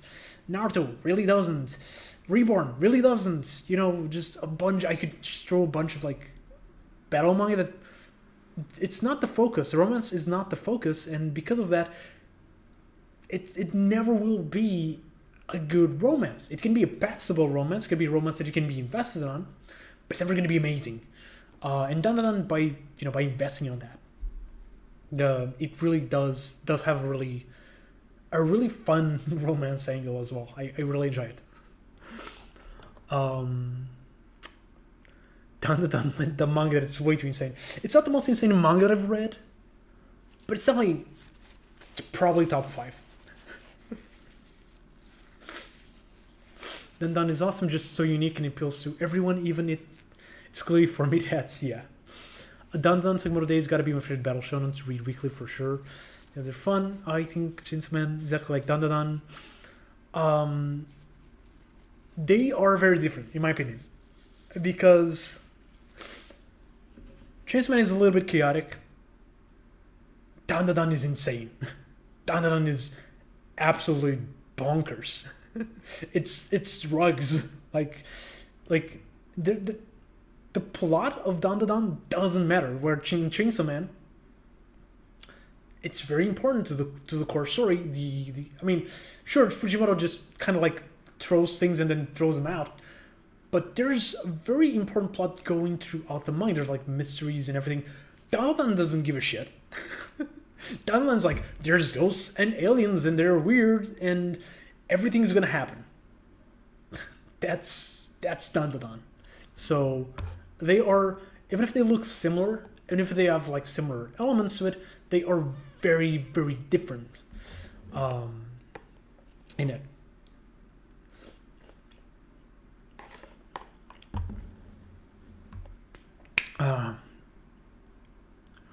Then like I saw has a good romance. I think they've done that on special occasion. Yeah, I mean, I just kind of like jumped into it because it just looked like super fun. That it wasn't almost. Also, having an RM is pretty cringe. I have different opinions on RM depending on how it's used. That's not a discussion for a Battle Shonen tier list, though. Maybe for a video. Battle Shonen is like trying to find some eatable in giant trash pile. Yeah. I can believe that he didn't like the panties in. I'm not. I like the art style of Born the Witch. The difference in both internal page values feel similar, but Dan is definitely wilder. It's really actually insane. The whole arc with the evil eye and the creepy family and sharks in the Battlehouse, the monsters, just Dan, everything can happen and it's fun, and everything can happen in Chainsaw Man is not meant to be fun. Yes, that's also true. Like Chainsaw Man has a lot of like really these dark and depressing moments that Dan doesn't have. It doesn't need to. It does have like some sad parts here and there, but it's not really about that. And I guess we're gonna jump into the cool part. I'm gonna grab where it is. Okay, here we go. I'm gonna do the big three. We're gonna do the big three. I mean, I'm just gonna oh, sorry about that. I'm just gonna go and just put One Piece on S tier. I'm really dying. I love One Piece. I've been reading One Piece for 14 years. I've been reading One Piece since it was in Marineford. I've been there during the time skip. It was one of my favorite moments in manga. I love Water 7. I love Alabasta. I remember when Crocodile, defeated Luffy for the first time. That was like the moment that really got me invested in manga. Chopper's backstory was probably the one element in manga that I've ever cried. Like, there's just so much of One Piece that is part of me that I cannot do anything else but give it an S. It's just, it's part of my life. I've been reading it for half of my life again, and I'm just amazing. Like, for example, this week's chapter, I don't want to spoil it, but like having things just like go back when I'm reading it, like, holy, this, like, I remember this from when I was 14. Like, can you even process the nostalgia of reading a chapter where an element calls back to a thing from like decades in your life before? It's a journey that only One Piece will ever be able to give me. And it's something that I value a lot more than, I don't know, it's just, it's something really, really special. And I am happy that One Piece still is on, still exists, because, I don't know, it's just, it's good. It makes me happy. And that's kind of like the thing. I don't care if people don't like it. I think it's fair. I think it's fair if you don't like One Piece. I think the One Piece has problems, especially in the later arcs. I think Wano has some pacing problems. I think Wano and Whole Cake Island and Dressrosa have some character problems.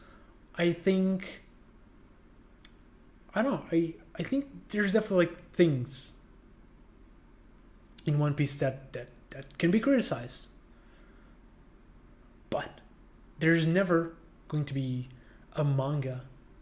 There's going to be a special to me as One Piece and Lavina are for me. So, yeah. Yeah.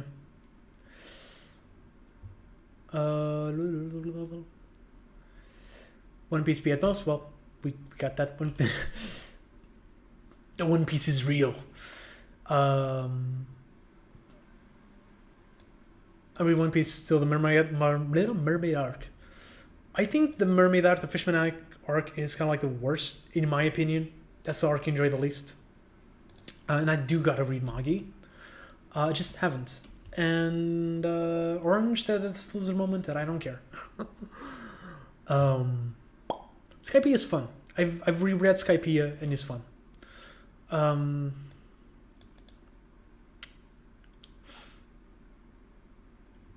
He's using Twitch where he's reading these comments. I am reading these comments. I have them on screen.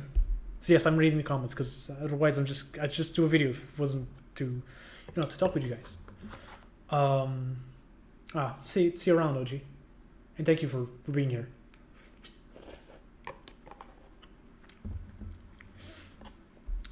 Yes, One Piece does have a little bit of a problem with the woman in it. I'll admit that.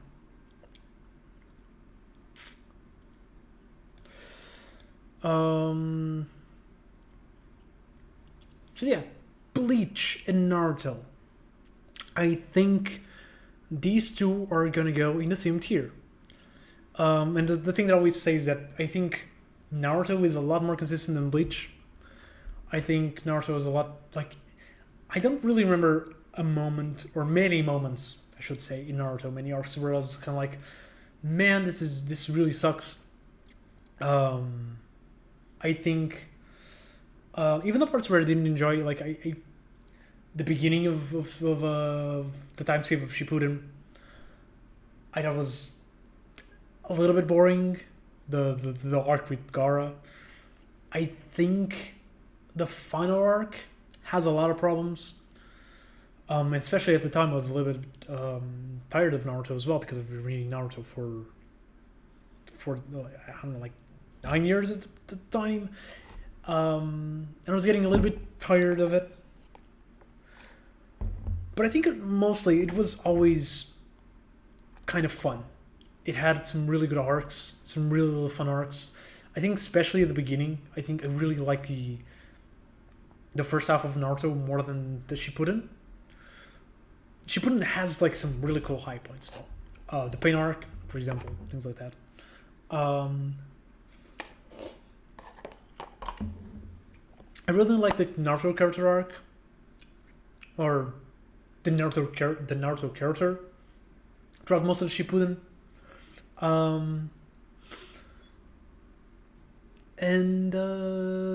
Yeah, I don't know. I like the rest of the cast good enough. I like Sasuke. I think there's a lot of like good characters in Naruto. For even if you don't like Naruto himself, you can still enjoy the manga and the anime a lot. So I think Naruto is really consistent, or is at least a lot more consistent than Bleach ever was. And it was fun. It was my first manga, my first anime. Well, actually, I think my first anime was One Piece. But it was my first manga. It was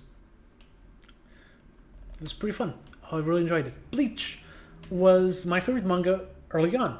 When I started reading manga, I was already reading One Piece and Naruto and Tsubasa Chronicles and Lavina. But I was on the early phases of all of that. Early phases of like Fullmetal Alchemist 2. And my favorite out of the early phases of all of those was Bleach. I think Bleach, this is before Soul Society. Bleach had, I think the first arc is really underrated. I really love it. I love first of all, the characters, the feeling of it, the atmosphere. I saw someone in the chat say that Bleach lives in the eyes of a rule of cool. And yes, that's true. And that's why I think the peaks of Bleach are amazing, because the peaks are like so cool. It has one of my favorite characters of all time, which is Kenpachi. And whenever Kenpachi is on screen, that is amazing. I think is fun on pretty much every arc that he's in. Soul Society is amazing. I think Weko Mundo is unfairly trashed. I think it's really, really good. Contrary to what Orange just said on the chat, I think Fullbringer is the worst arc in Bleach. I think the Blood arc, the Blood War arc, I think that's fine. I think it's better than Fullbringer. I think it has cool moments, but it never goes as good as as Soul Society and Wakamondo. And then, of course, there's the fight with Aizen, which I've gone on record saying that it's one of my least favorite parts in manga in general because of my experience with it. I was reading it weekly. I think it was very poorly paced. I think it was very repetitive. And I'm specifically talking about, like, the Aizen fight in general, not just Aizen versus Ichigo, because I think Aizen versus Ichigo was kind of fun. And I hate it. I was really so frustrated with Bleach at the time that I considered just fully dropping it. Again, what was at one point my favorite manga, I was like, I absolutely hate this. Overall, I still think Bleach is good. I think it's more or less on the same level as Naruto, and it goes on A. I'm gonna drop these. I'm gonna leave. I'm gonna leave Vendetta like above Naruto in Bleach, just to annoy some people. Um,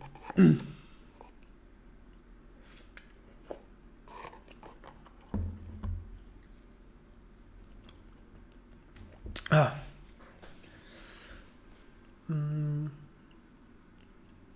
Actually, last episode I had a great Kenpachi moment. I might check it. Now that I have Crunch. Oh wait, it's not on Crunchyroll. Just started the Iron Card. Honestly, I didn't like the first arc that much, but Society was great, especially the Aizen reveal. Yeah, I think the Society is definitely the best arc.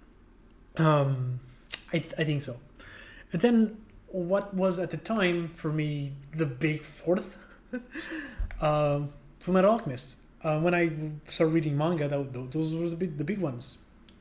Naruto, Bleach, One Piece, and Fullmetal Alchemist. When I started reading it, Brotherhood was still not out, but Fullmetal Alchemist. In case you were wondering, like if Brotherhood was the reason why Fullmetal got popular, not at all. It was amazingly popular. Like people loved it before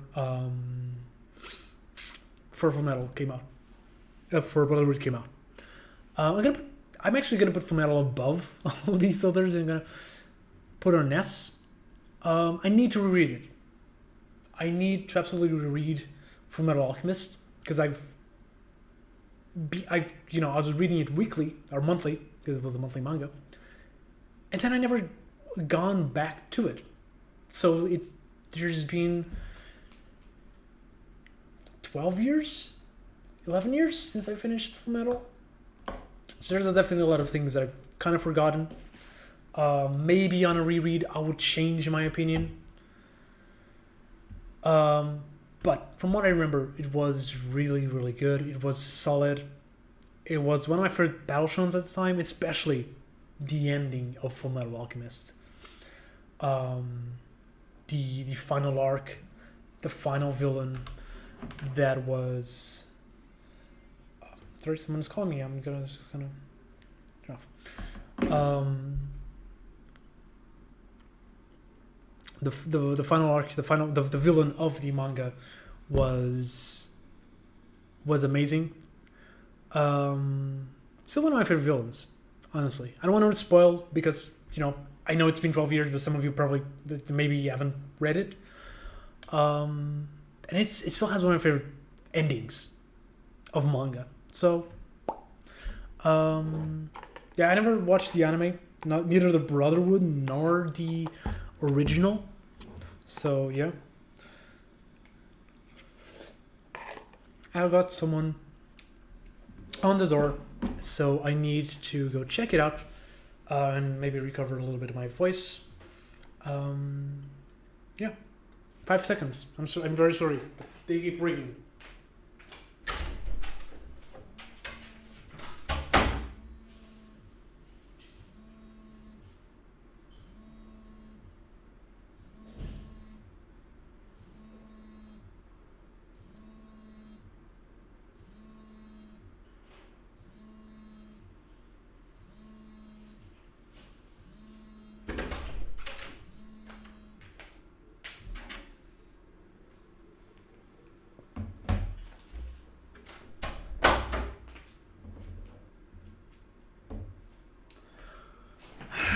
It's my sister.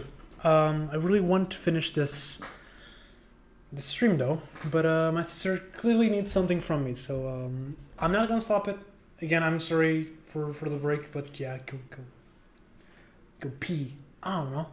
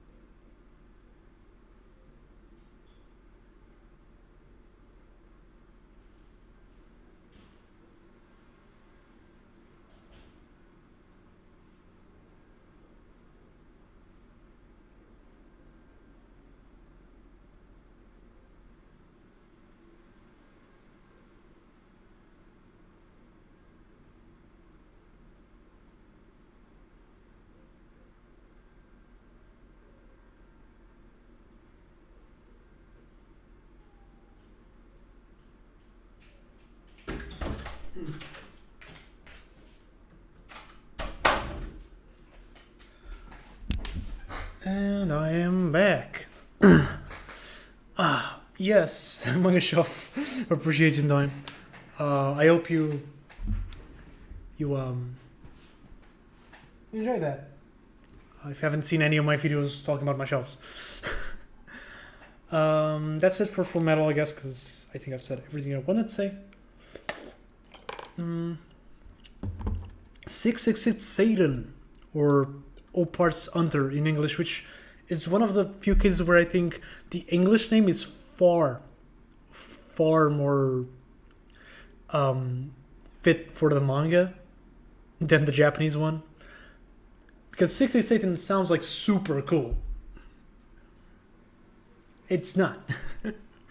This is just, and if you guys don't know, this is by the brother of Kishimoto, which is, I think he's also named Kishimoto, of Naruto fame. So it does have like some similar designs, some similar art style. It is super duper mega generic. Has an interesting time skip. I don't know. There's not too much to say about it. This is just like a mega generic battle shonen. So, yeah. A fan of the final arc, Manga Brotherhood, but in general, it's one of the best battle shonens. If not S tier, then high tier. Well, thank you. I do love it though. Dragon Ball. I haven't read the manga of Dragon Ball, or to be specific, I've read like the first 100 chapters of the manga Dragon Ball. When I was a kid, I watched all of Dragon Ball, and I've watched all of Dragon Ball Z, and watched all of Dragon Ball GT.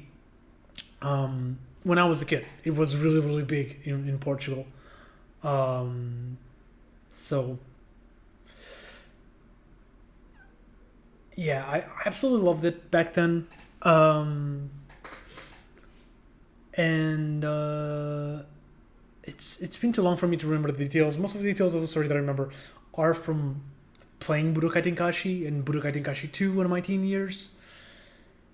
But there's just like so much nostalgia for it. I'm gonna have to drop it on A. I do want to throw my super duper hot take in that I think the original Dragon Ball was better, or at least I enjoyed it more than Dragon Ball Z. I don't know, just a lot more charming, in my opinion. But yeah, I know I grew up with Goku and Vegeta and everything, and everyone in my country grew, at least like of my generation, kind of grew with that. So it's kind of like a fun shared experience I can have with anyone in my age. Like for example, with my girlfriend or with my friends. It's a good manga, or a good anime plus at least. Maybe rereading it now would change my opinion of it. Yeah, it is what it is. I feel like my phone is ringing and it's not here. Oh my god.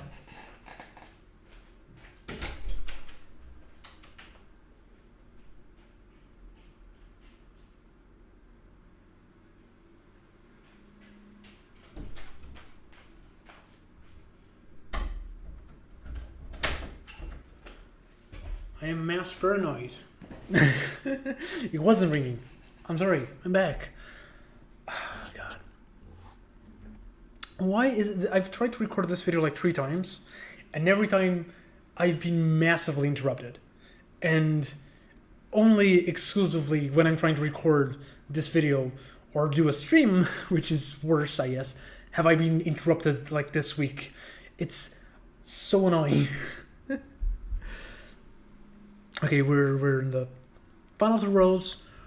Some of these are gonna be fast to go through, I think. So let's kind of go. The ramens are kind of cold. How many of you guys are still like watching this? Hey, 14.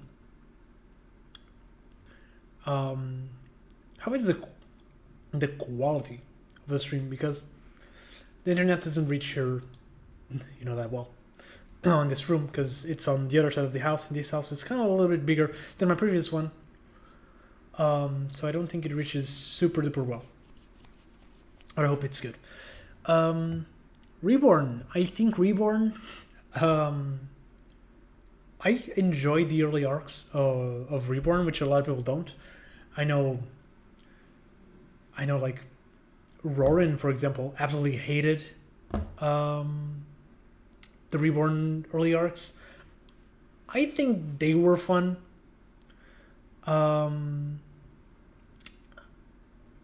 Actually, one of the arcs I didn't enjoy too much was... Sorry, my throat is absolutely killing.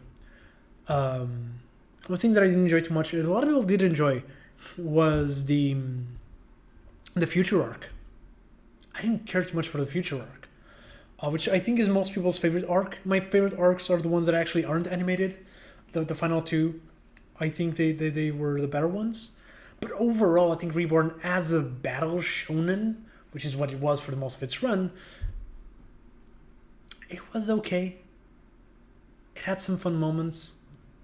It has really, really good art, not arc. Especially like later on, not really the beginning, but later on it is amazing. Just, but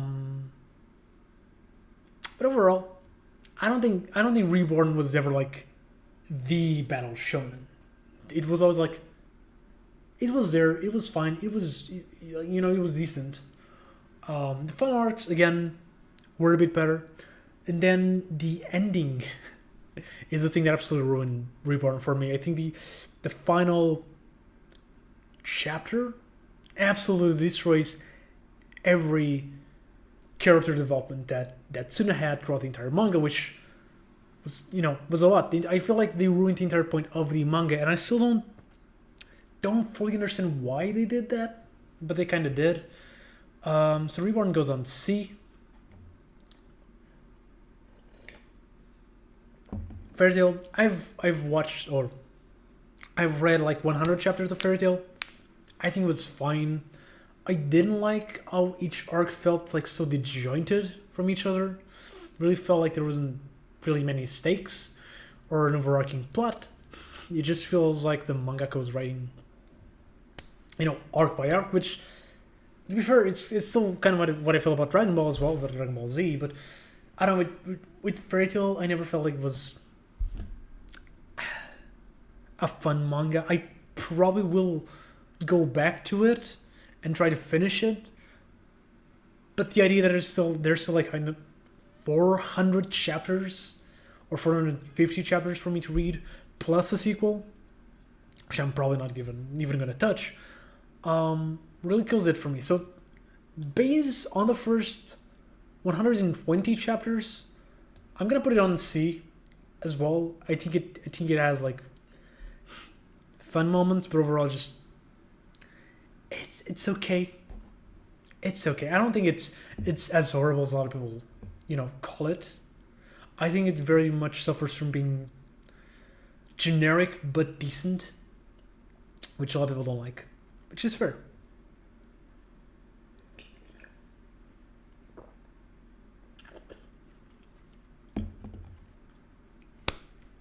Majin Tantei no Gaminero. This one, I've been kind of struggling with lately. I absolutely love the manga. I absolutely love the character. It's one of my favorite characters. I still think it's Matsui's best, which, if you don't know Matsui, it's the same mangaka from Assassination Classroom and The Elusive Samurai. I do still think Nero is his first and Nero is his best. The art style is absolutely horrible. It's one of the worst art styles in Shonen Jump, with the exception of when it tries to like these horror elements to it. There, it really shines there, but everything else, art wise. But overall, I still think it has an amazing main character. One of my favorite main characters of all manga. has one of my favorite villains of all manga with X. A really interesting duo, a really interesting plot. The only thing I don't fully like is the later villains. I think they suffer from not being as cool or as interesting as X was.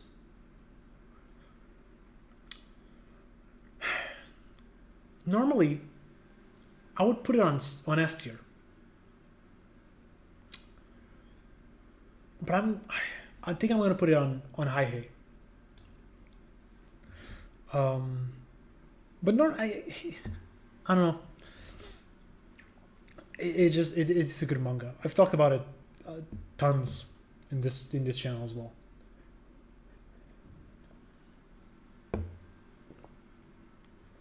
And I like if I did this tomorrow, maybe I'll put it on S. I don't know.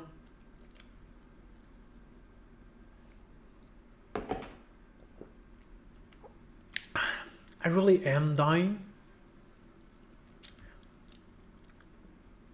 So I'm gonna just throw like some of these like super fast. Red Raven is boring. It's not a cancelled manga. It's one from the same manga as Soul Eater and Fullmetal Alchemist. I really didn't like it for most of its run. I think the ending, the final part. Not sure if it was because I was a little bit more invested. If it was just because the quality improved. I liked it a little bit more.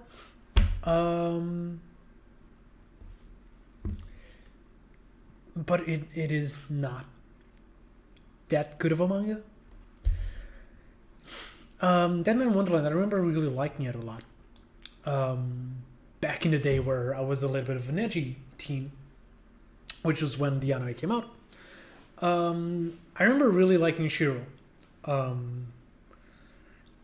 I think as a like in some of the plots of it, again, I feel like everything involving Shiro was very interesting. I feel like the prison was very interesting. The battles themselves,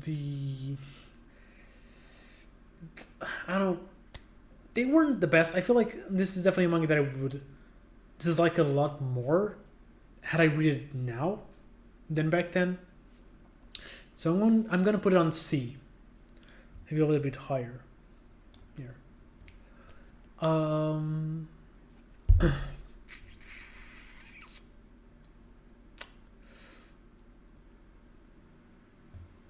Kiriani was fun. I honestly think it was kind of better than Devilman. In some regards, I think what Devilman does that really sells it is that insanity. Because overall, I don't think the manga is that well written. I think it's aged very poorly. Kiriani has also aged quite poorly. A lot of the elements have really aged quite poorly. But I still think it's kind of a little bit more enjoyable than Devilman, in my opinion. So it goes on C. It doesn't stand out as much. I'll say that.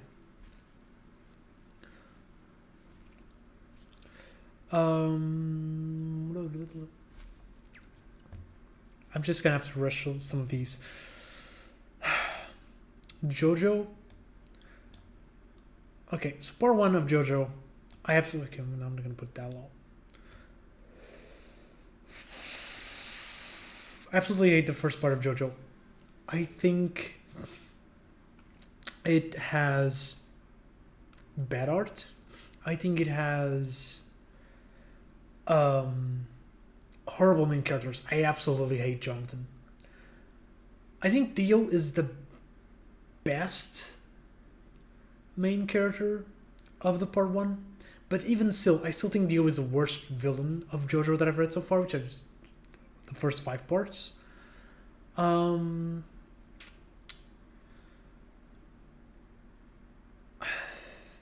think like the dialogues are horrible. The manga just aged poorly. Some of the elements of the manga are kind of cool. I like the atmosphere of it. The that is mostly it. I think JoJo has part one has aged very very poorly, and yeah, I can go on a rant on on Jonathan. My throat just doesn't let me. I've done a tier list, a protagonist tier list, where I think I go a little bit more into detail on why I don't like Jonathan. Only Portugal crush. He warns does not betrays. Thank you. Thank you for the warning. Okay. I mean, it's not the worst disagreement. I know a lot of people do like. It's not. It's not the hottest take of all time. Say Phantom Blood is bad. I know a lot of people, even JoJo fans, that don't like Phantom Blood. So, huh?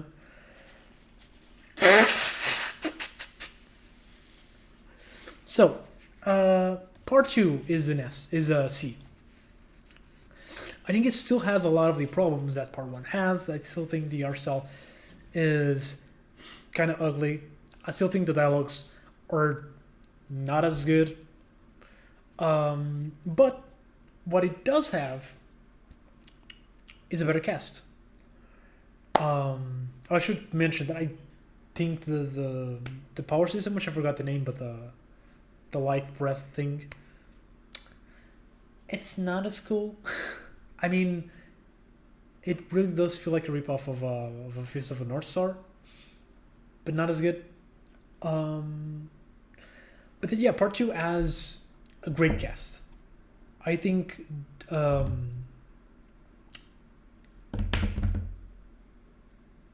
forgot his name. Joseph. I think Joseph is the best JoJo that I've read so far. He's very very fun. I really like the fact that he's on many parts of the JoJo world. I think the villains are a little bit more interesting because like part one has like this old duality of good and evil, and there's like the main characters are completely opposite, but which is it's supposed to be interesting, but it's not, because they're kind of like just generic bad and generic good. I don't find it interesting. Whereas in part two we have bad guys who are really honorable and really like to play by the rules, and then a good guy who's likes to cheat and just kind of like is like a trash talker and doesn't have any honor, but he's the good guy. And I think that dynamic is far more interesting than anything on part one. Amon, that's the name.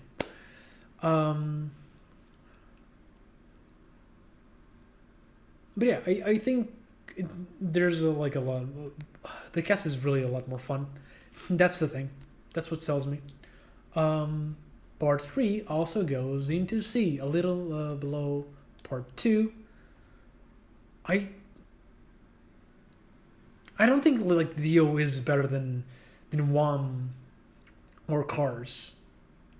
Is more recognizable for memes, and he's more recognizable because he's in more parts.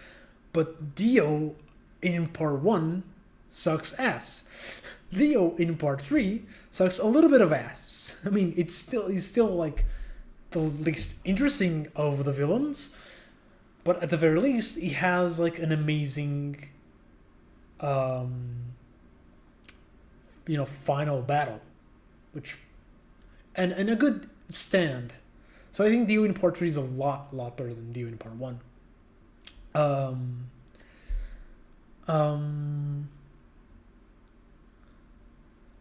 I'm only similar. I feel like I'm only similar in the sense that to Fist of North Star, in the sense that it very much is based on just like simple punching, like eating the dots and everything. It's not super similar, but it does feel like very inspired by. And it's not like I love the power system of Fist of the North Star. I just think it is done better, and we'll get into that in a little bit.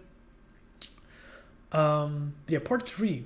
The thing that I like about part 3 is that by being a bigger world, or by being a bigger manga, by being like this fun, interesting journey, it it lets me be a lot more invested in it, and it really feels like you're with them in that journey, and you get to be. I don't think the cast is necessarily better than Part Two's cast, but I do think because you spend so much time with them, they kind of become at least more iconic. And I feel like that's what Jotaro is. Jotaro is one of the most iconic characters in manga in Japan. And that's kind of, I feel like that's part of the reason. And it's definitely like, in terms of art style, it's definitely that early JoJo art style that has aged the least. I do think it's far better than Part 2 and Part 1. There's still some weird posing. That's part of JoJo, I guess. Yeah. I do think it can be a little bit boring, especially the first half. Some of the stems are not amazing. But overall, I do think it is enjoyable. I do think it's an enjoyable part that could potentially be a slightly bit shorter, but I think the fact that it is longer does have some advantages here and there. Part 4. I'm sorry. Part 4 goes into. Hey, I'm gonna just no B. I'm gonna put it on high B. It's the best JoJo part that I've read so far.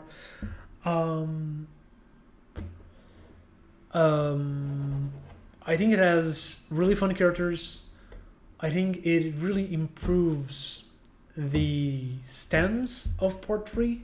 And I think it's a nice equilibrium because stands of Part 3 are super simple for the most part. There's some like fun ideas here and there.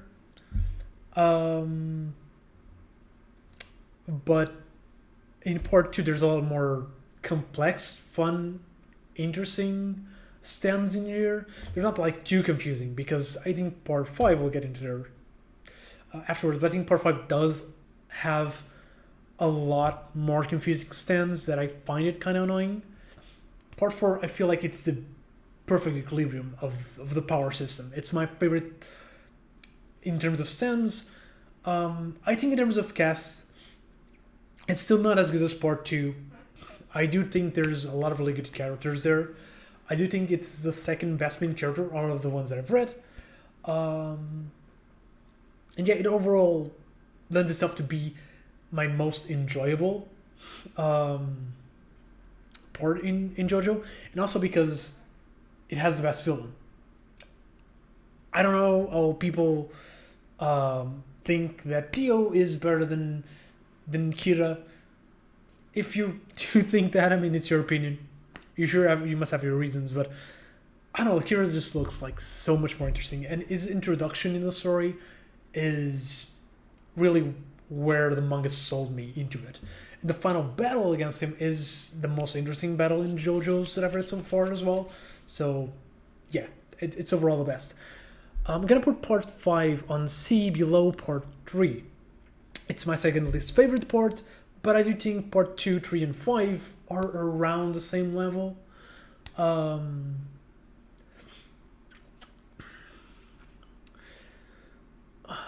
just kind of reading the chat, sorry.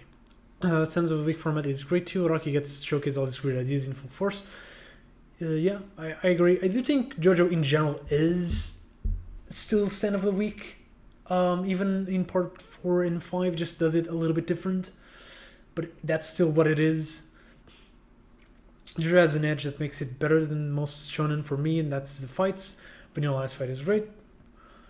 This is when Araki truly says, let's see with him how much I can get away with in terms of stance abilities. Dio just has insane stage presence. I will say that. Yeah, Dio is like just a pure eel of manga. Just like he's a villain, true and true. My favorite villain is Funny Valentine. I don't remember the villain from Part 5, but I don't think it's Funny Valentine, so I haven't gotten that, I guess. I've got Part 7 or Part 6 or Part 8.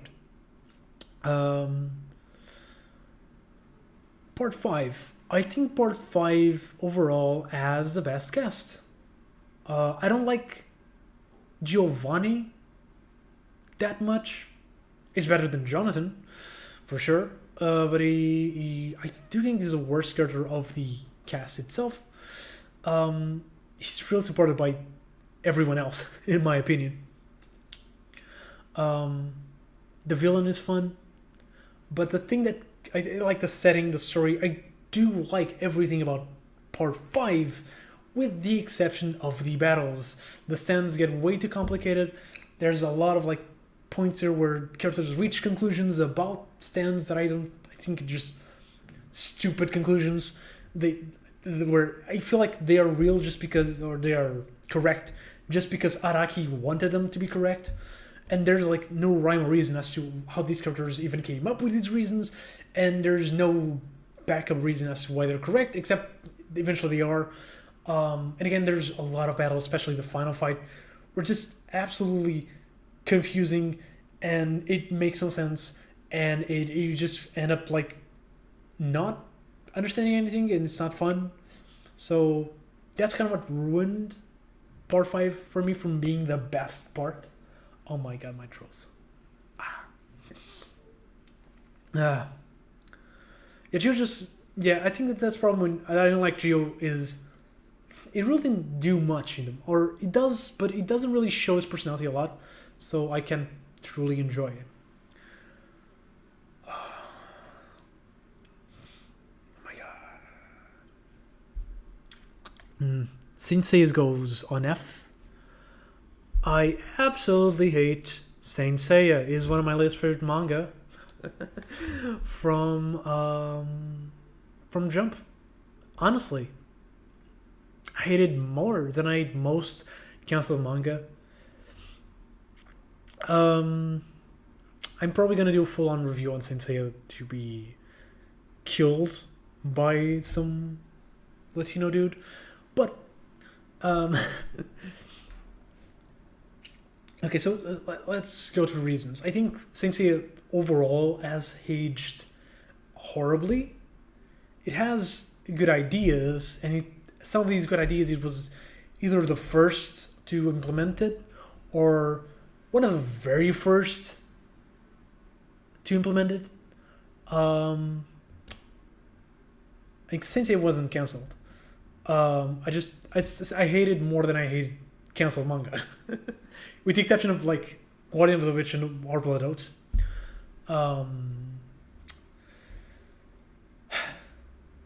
Like Sensei does a lot of good things, and it introduces a lot of things that are going to be influential and going to be used well throughout manga history from there onwards. But it doesn't do it well. It does... I think the battles are way too over the top. I think the characters are kind of boring. And it kind of has like the problem with Part 5 of JoJo, where it doesn't make any sense. With the fact that it's still simple. Like, there's no reason why the manga should be complicated. It just doesn't make sense. Like the fights. It just doesn't. Like the battles are... This guy does one thing, everyone overreacts. Like after the manga, is people going what, and then the other guy does something else, and then everyone overreacts. And then there's like this thing which is Cosmo, which is kind of like chakra, ki, haki, whatever, where it dictates that wherever has more of it is more powerful. Simple, easy to understand.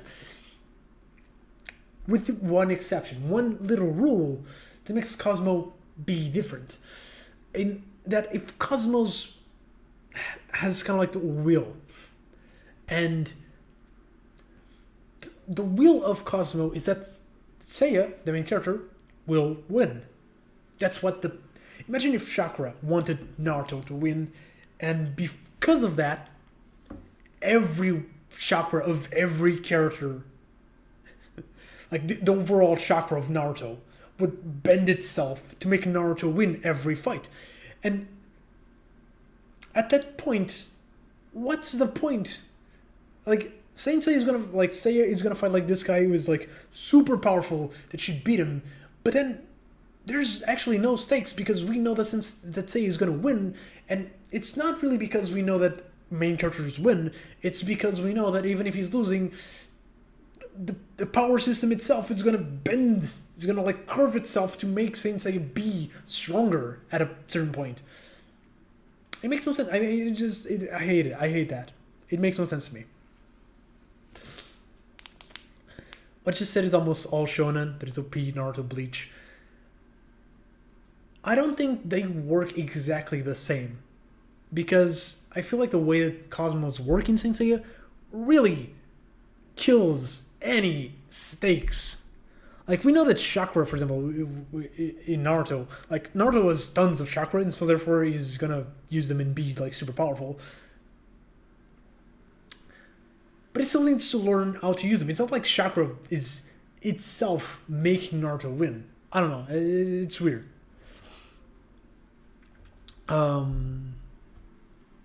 Yeah, I think it has aged absolutely poorly. I watched Sensei as a kid, and I liked it. I remember having like this really cool Seiya toy that I absolutely loved, that I lost in the woods on a picnic when I was a kid.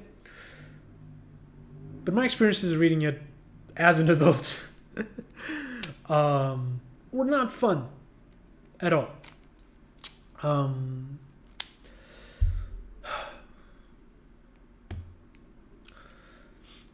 It was like the first main character syndrome, kinda.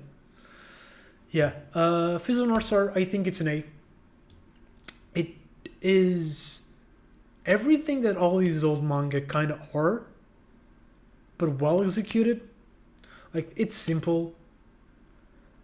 Like the battles are not super interesting. It's just like Kenshiro pops up, punches the guy, the guy explodes. You kind of know mostly that Kenshiro is going to win every fight because he's so more overpowered than anyone else. It kind of is like Mashle in that sense, where there's only like one or two characters. They're kind of like as powerful as Kenshiro in the entire world. And that means that most of his fights are going to be like, and the guy dies. And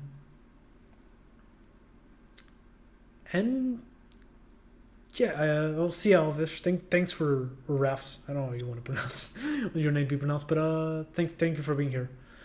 The thing about Fist of North Star, it is distilled. It's raw. This is the raw, pure shonen. It's like this guy is the manliest of manly men. It has like all this high energy, all like the themes of battle shonen, like friendship, fighting for your friends, which is friendship, I guess. That's 90% of shonen themes. Kenshiro's like super nice dude. But it's just so raw. Like, just watching like Kenshiro go and like punch a dude, and then having his best friend die, and then he cries, and then he gets another best friend, and then that best friend dies, then he cries again. Like, it's just pure like badassery. Like, if badass was a manga, which it is a manga, it's Fist of the North Star. It's that just pure raw energy. Yeah, it's just good shonen in it. Yeah, that's it. It's very easy to read, far more easy to read than Kinnikuman, which I've read the first volume. Fist of the North Star does not sound dated at all. The art style is amazing. Was amazing back then. Is amazing now, still. And it really has not aged compared to like it is. It has aged in the sense that it is far more simple than all the other battle shonen that you may read now. You're not gonna have like super intricate power systems or long ass fights. Most fights are gonna be people punching each other. Other than that, it has aged pretty well. That I think that does it for the older stuff, I guess. There's still some to go. Soul Eater. How long is this stream at this point? Can see 2 hours and a half. Okay. Soul Eater. I think Soul Eater is really good. It's one that I read recently. I haven't read Fire Force, but I kind of want to. It goes on A. I think it has very, very few fights, which I was not expecting. I think throughout the manga there's like 5 or 6 fights. Most of the manga is essentially like character building and build up towards those fights, which is good because when those fights start, there's really some high stakes towards it. And then the art style is just amazing. Like there's some paneling choices, some page layout choices, just absolutely bonkers. Some are like my favorite. And yeah, I think the one problem Soul Eater has, especially towards the beginning, but one thing that is kind of constant, is the fan service, as Animal Pet has mentioned. It can be a little too much at times. I don't know Fire Force if it is similar or not. I've heard that it is. I think early on, especially like the first 4 or 5 chapters of Soul Eater, or just fan service. They're essentially just fan service. But if you can get through that, there's a really good manga in there for you to read. Soul Eater is basically shoujo battle manga with longer fights. I would not consider it shoujo battle manga, with the exception of it has a female main character. Other than that, it really feels like a battle shonen, with a little bit more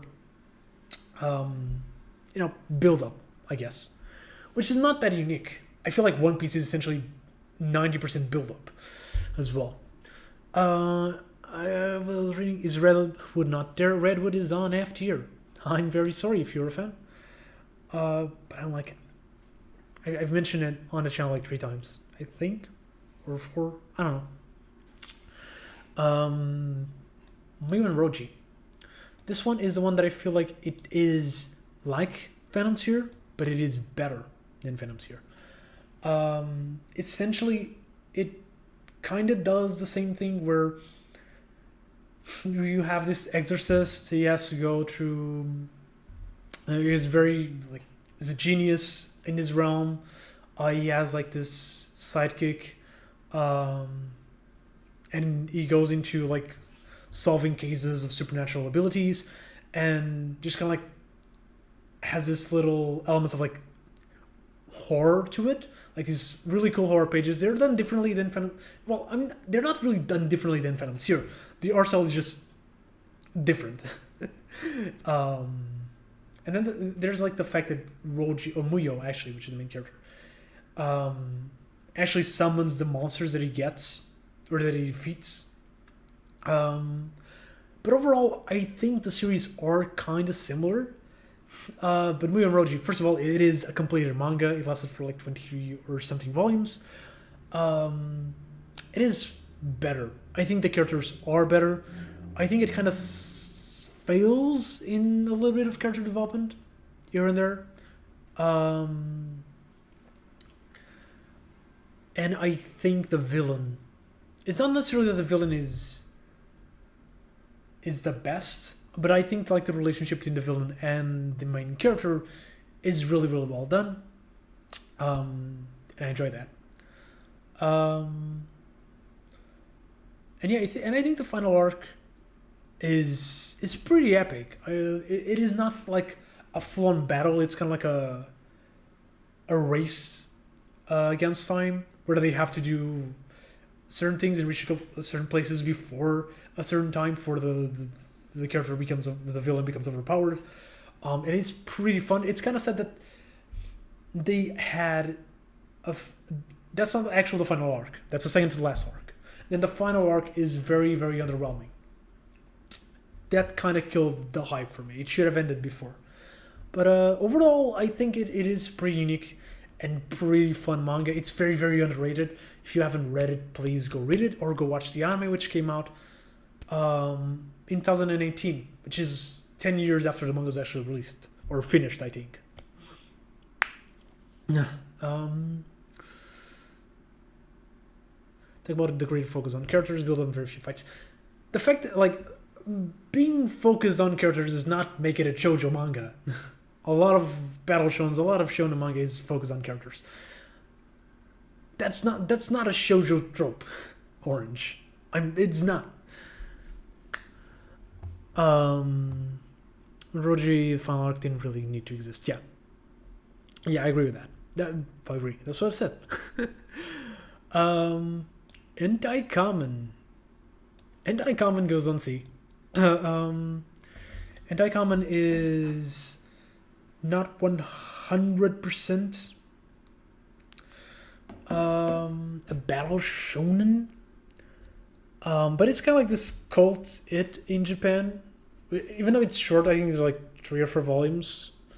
It's a manga that actually had some success in Japan, where the main plot is that this guy, the main character, gains superpowers by putting panties of girls in his face. And I think the more horny those panties are, if they're not, if it's by someone he likes, if they're not clean and things like that, the stronger he gets. And then he becomes anti-common. And then he basically defeats, the villains by doing very, very dirty and perverted things. The entire manga is extremely perverted. If you don't like ecchi, if the entire concept of it just makes you go no, you're not gonna enjoy this manga. But if you find it weird and interesting, please check it out. At least I do have a problem. I feel like the manga gets, even though it is a short manga, it does get repetitive. I feel like the second half could have been cut down. You read the first chapters and you get the idea and it's fun, and then it just kind of repeats the same jokes over and over and over again. In that regard, it kind of starts getting tired. And the ending, I didn't like the ending because it kind of was a big cop out. But yeah, overall, I feel like Itzy is a decent place because it's fun. It's funny. Even though it's not gonna be for everyone for sure.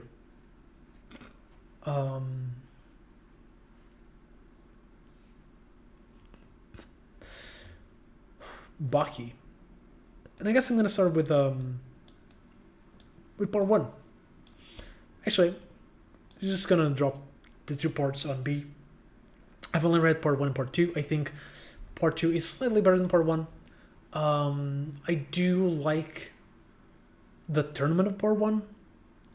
This is not a manga where it really is about fights. This one's just fights. It may not even be considered a battle shonen, I guess. Maybe a sports manga, but because it is battle, it's the main focus of the manga. I decided to include in here. If you want to watch people punch each other for 1,000 chapters, that's what Baki is. It really doesn't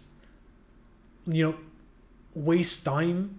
It just goes on there and just people are punching each other, and the more it goes, especially on part 2, the more insane it gets. I think part 1 is relatively grounded. People are clearly stronger than people in the real world, but it's on part 2 really things get insane. Part 2 is where the Baki anime from Netflix starts. So if you only watch that, that is the insane part. At least compared to part 1, from what I've heard, it only gets wilder from there. But yeah, I totally understand if it's just it doesn't.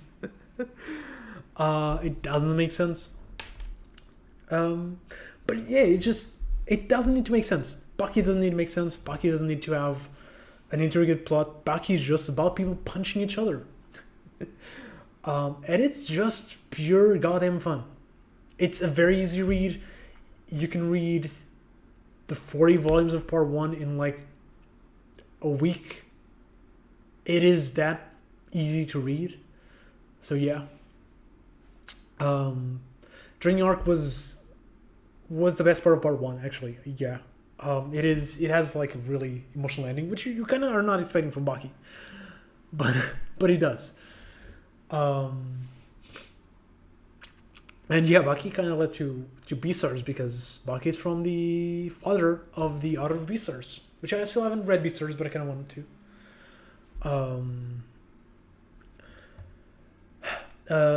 Lucifer and the Biscuit Hammer. I didn't reply, I think, but someone asked why I had it here because it is a seinen, and that's because I forgot.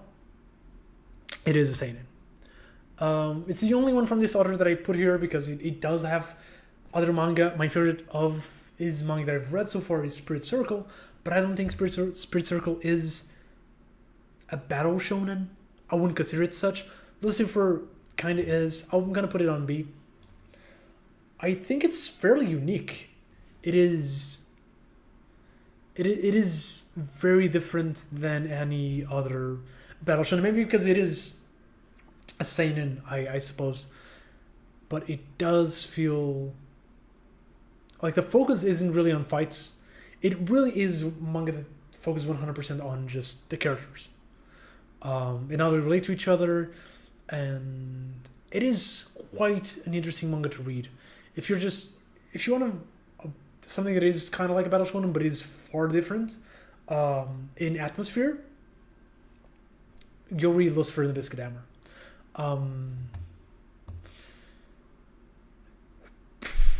I feel like all of these are kind of big ones. Shaman King goes on A. It's been a while since I read Shaman King. I used to love the anime as a kid. That probably has a lot to do with why Shaman King is an A. I loved it as a early teen. I read the manga and absolutely love it as well. It has good characters. It has one of my favorite villains with Hao. I think the relationship between Hao and Yao. I forgot his names. I'm a little bit tired right now. But the main character and the villain, the relationship between them are quite interesting. And again, the villain just, bam, amazing. The rest of the characters are fun. The power system is unique. It is interesting. The atmosphere of it all, the art style of it all is pretty enjoyable as well. I do think the biggest problem of Shaman King, and the thing that really stops it from being an S, is the ending. I think the ending of Shaman King, the original ending of Shaman King, is really, really bad. It's absolutely bad. And I think the ending of the Kanzenban version, which is a completely rewritten ending, which is far, far better than the original one, it's still just kind of okay. It still doesn't live up to the hype of the rest of the manga. That's the sole reason why Shaman King isn't an S tier for me. The replacements of my soul. You knew, people knew. That's yo. It's I know, it's one thing is reading it, other thing is pronouncing it. It just sounds like weird saying yo. Meraka Box goes into I hate, as Toasted Potato said. I think Meraka Box has problems. I think it has really good parts. Problems. The beginning and the end. I feel like the beginning of Medaka Box is kind of boring. The first couple of arcs, they really, the first arc is okay, and then it moves into just a pure generic, the most generic battle shonen. It is kind of on purpose, as you get to see as the manga evolves, but that doesn't take from the fact that it is a pure just generic, full-on generic battle shonen. The end of the manga is horrible. The ending is really, really bad. I think it shouldn't have happened. I think the manga should have ended the arc before. I don't know why people do that. There's a lot of manga that just throw these random bad endings for no reason. The manga could just end an arc early, but for some reason they don't. I haven't read Yu Yu Hakusho, nor I've read Hunter x Hunter. I have a video on Hunter x Hunter. Why I haven't read it. Yu Yu Hakusho I plan to read eventually, but I haven't at this point. Yeah, everything else on Medaka Box, the middle of Medaka Box, are some of my favorite arcs. Like, they are some of my favorite arcs. Like, Kumagawa is an amazing character. It's one of my favorite characters of all time. The way it goes full on meta, I absolutely love it. The way it reuses, like, grabs the tropes of shonen, just kind of like throws them over its head. It is a manga for shonen fans, but it is done in such a way where it grabs everything that we know about shonen and just kind of like turn this upside down. And I love it. I absolutely love it. I still haven't read Monogatari. The only things I read from Nishiuisin was Medaka Box and I forgot the name of the thing.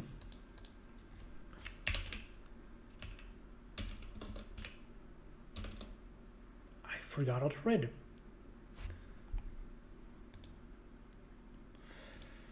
I'm gonna go Medaka Box. I forgot the name of the author. Nishiuisin, because it's written in a weird way in here. On my list. Oh yeah, that's the one. Shoujo Fujibun, which is it's an interesting manga. That one's kind of different, where I like the ending and not the rest. I think the ending saved that one. But that box is a better One Punch Man. I want to jump into that because I haven't fully read One Punch Man, but kinda.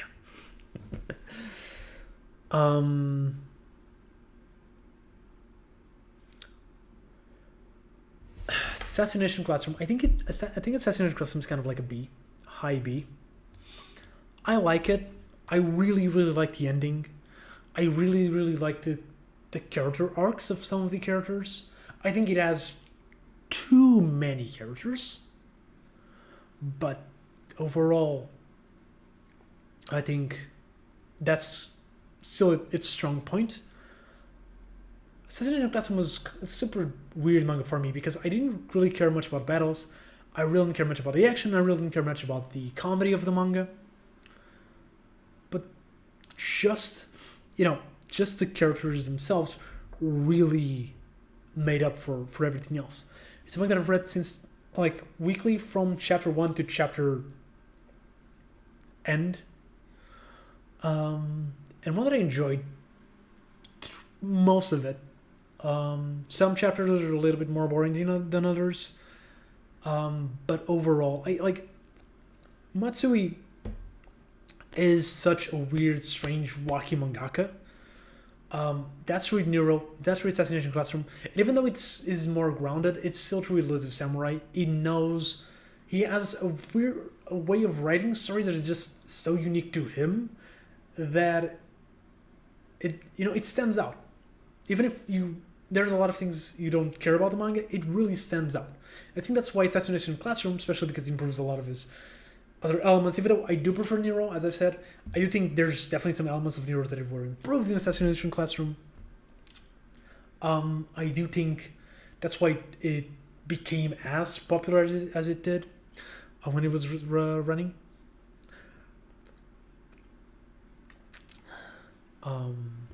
But yeah, it is just a fun manga.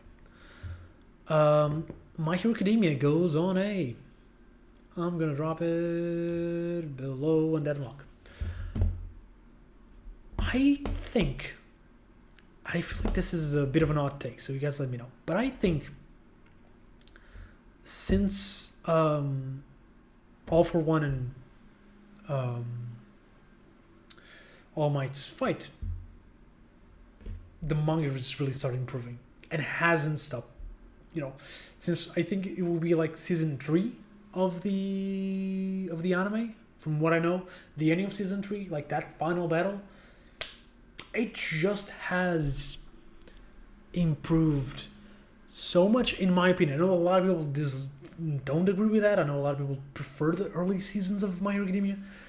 But I feel like the way the world evolves, the way that we get to know a lot of these more adult characters, the way that the children, the students react to the world, Deku's character arc, the villains' character arcs, other than My Villain Academia arc, has been amazing. I know a lot of people also dislike the one of the student school arcs, which the festival arc. I really like. Gentle is one of my favorite villains of My Hero Academia, and I love the villains of My Hero Academia. I absolutely think all of them are really not necessarily all of them, but a lot of them are really, really good, especially the ones in the League of Villains. I think it is just such a fresh breath air to see some villains that are villainy, but they're still kind of good people that are just being misguided by a stronger force, which and having heroes that are not cool. Endeavor is one of the most interesting characters in My Hero Academia. I think that. That's my opinion. I think it does a really good job of portraying a gray area of heroes and villains. It does have pure on villains and pure on heroes, and those are the main characters and the main villains. But I think that the cool part of My Hero Academia is everything in between. So it definitely goes on to A for me. Magical Patisserie Kosaki-chan is a battle shonen mahou shoujo spin-off of the RM rom-com Nisekoi. So this is not Nisekoi. I did not put Nisekoi in here by accident. This is a spin-off from the mangaka who actually did We Never Learn. It is a mahou shoujo. I do consider shonen mahou shoujo to be a battle shonen, so it is on the list. It is fun. If you like Nisekoi, which I do like Nisekoi, if you like the characters of Nisekoi, this is those characters in different settings without the filler. Being able to fully appreciate them without the plot of Nisekoi, without the plot dragging, which is the biggest complaint that I know about Nisekoi. People have with Nisekoi. It's kind of the biggest complaint that I personally also have with Nisekoi, is that it drags a little bit too much. I love the characters. That's why I love Nisekoi. It's because of the characters, and I think this manga puts them in a really fun ways. It does have, I should warn people, it does have a lot of nudity, which is not that cool, and it's not censored much. But overall, if you wanna see those characters in a fun, different kind of setting, go for it. Fire Punch goes on A. I think Fire Punch is not really a battle shonen, but it is. I think I mentioned Fire Punch. I forgot it wasn't here. Otherwise, I would have done it when I did Chainsaw Man. I think Fire Punch has a lot of things that I love about Chainsaw Man. Fujimoto has the same style, more or less. It's not as chaotic. It is a lot more calm. It has it's not so much battle-y as Chainsaw Man. The main character is also not a Denji. The themes in here is a lot more about love and the meaning of life, and things like that. I think it is, in terms of plot, in terms of exploration of themes, it is better than Chainsaw Man. And I understand how some people may like Fire Punch. I do think they're neck to neck, with Chainsaw Man winning. I probably am moving a lot because I'm using so much force to keep talking. So sorry about that. But yeah, I think the character arc is really worth going through. The ending is absolutely bonkers. Some of you are not gonna like it, but the ones who do are gonna love it, which is the case with me. I do think it has a really interesting ending that it's a lot different from anything that I've read before. It does suffer from the same thing that Chainsaw Man, where the ending is the pacing just goes all over the place. Fire Punch also has that, but it is definitely worth the read, especially if you like Chainsaw Man. I'm gonna apologize. Demon Slayer, I've done a full-on video on my entire opinion of Demon Slayer. I'm gonna lead you guys to that. It's called, I forgot what it's called, but you can check it. This is my channel. I can research for it now. Demon Slayer review, but I didn't watch the anime, which is true. I did not watch the anime. And I was reading Demon Slayer before the anime came out. Quick rundown of Demon Slayer. I think the beginning is kind of boring. Not really boring. I think the beginning has bad pacing, which stops me from being invested into it. I do think things get better once we go, once we get into the full cast. Zenitsu and my favorite character, which I forgot the name, Inosuke. I think once we get that trio, things get a lot better. I do think things from the train arc onwards are pretty good. I do think the beginning of the final arc, the first half of the final arc, is Demon Slayer's peak. It has the battles are really, really good. And then the final battle is, it's okay. I didn't hate it as much as a lot of people did. I don't think it's anything special. But yeah, overall, I do think the beginning of the final arc is the peak of Demon Slayer. And I don't have really any opinion on the final chapter, because to me it feels like a spin-off. Being there or not being there really does not hurt or help the manga. It's a thing. Beelzebub. It goes on S. For those who know, they know I love Beelzebub.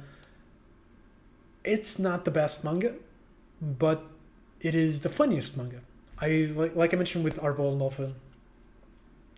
What I love about Beelzebub is Tamura is just so good writing comedy. At least he writes the perfect type of comedy to me. I never laughed as much reading manga as I did reading Beelzebub, and I think I might have read Beelzebub at some dark points in my life because I'm reading it weekly. Those chapters were really fun. They helped me cheer up, and it was one of the things that I'm always looking forward to. It was the Beelzebub chapters. I love the cast. I think that it's one of my favorite casts in manga. Battles, they're not anything special. It's mostly just punching. The final arc is not super good. It got cancelled, sadly. It still goes for 200 chapters. But if you ignore those two parts, it was fun. If you like the comedy, you're gonna love the manga. Also, it's a fun link with manga, which I need to read more of it. But it also has my favorite main character, which is Tatsumi Yoga. It is because the whole plot is that Beelzebub, the baby, grabbed into the most evil person he could find, and that's our main character. So our main character is an asshole on the best ways. And that sets him up apart in Shonen Jump so much. And that's true for a lot of, like, Nero is also a main character, is an asshole. Denji is also a main character, who is a bit of an asshole. And those are kind of like my three favorite Shonen Jump protagonists. I like the concept of, like, the traditional Battle Shonen manga character. I think it has a purpose in manga like One Piece, Naruto, Bleach. In most manga, it has the purpose there. But God, I love Beelzebub for not being one of those. And finally, we are going into Black Clover, which I think I'm going to put it on a high B. I think it's a little bit generic in way better ways than Fairy Tail is. I think the fast pacing of it helps. The battles are fun with high energy. They happen. You can, like, when they stop, you just kind of like get a little bit of a build up, jump into the next cool part. It's just like it just keeps jumping into, like, the coolest parts. It's not anything amazing, but it is a pure raw fun battle shonen, and honestly, for me, that deserves a B. It's fun, it's enjoyable. There's a little bit more to it, and yeah, that's it. Is he does a bad thing, but between he has a heart of gold. It's more of he is a little bit of a nice person to his friends, but most of the time he's an asshole. Like, he is the delinquent that... Let's put it this way. He is the guy that the bad guys fear meeting on the street because he's going to punch them to the face. But overall, it's just, yeah. He's still a good guy, but yeah. And my throat is ending. And we've been for probably like 3 hours. 3 hours and 3 minutes and 54 seconds. My throat is absolutely dead.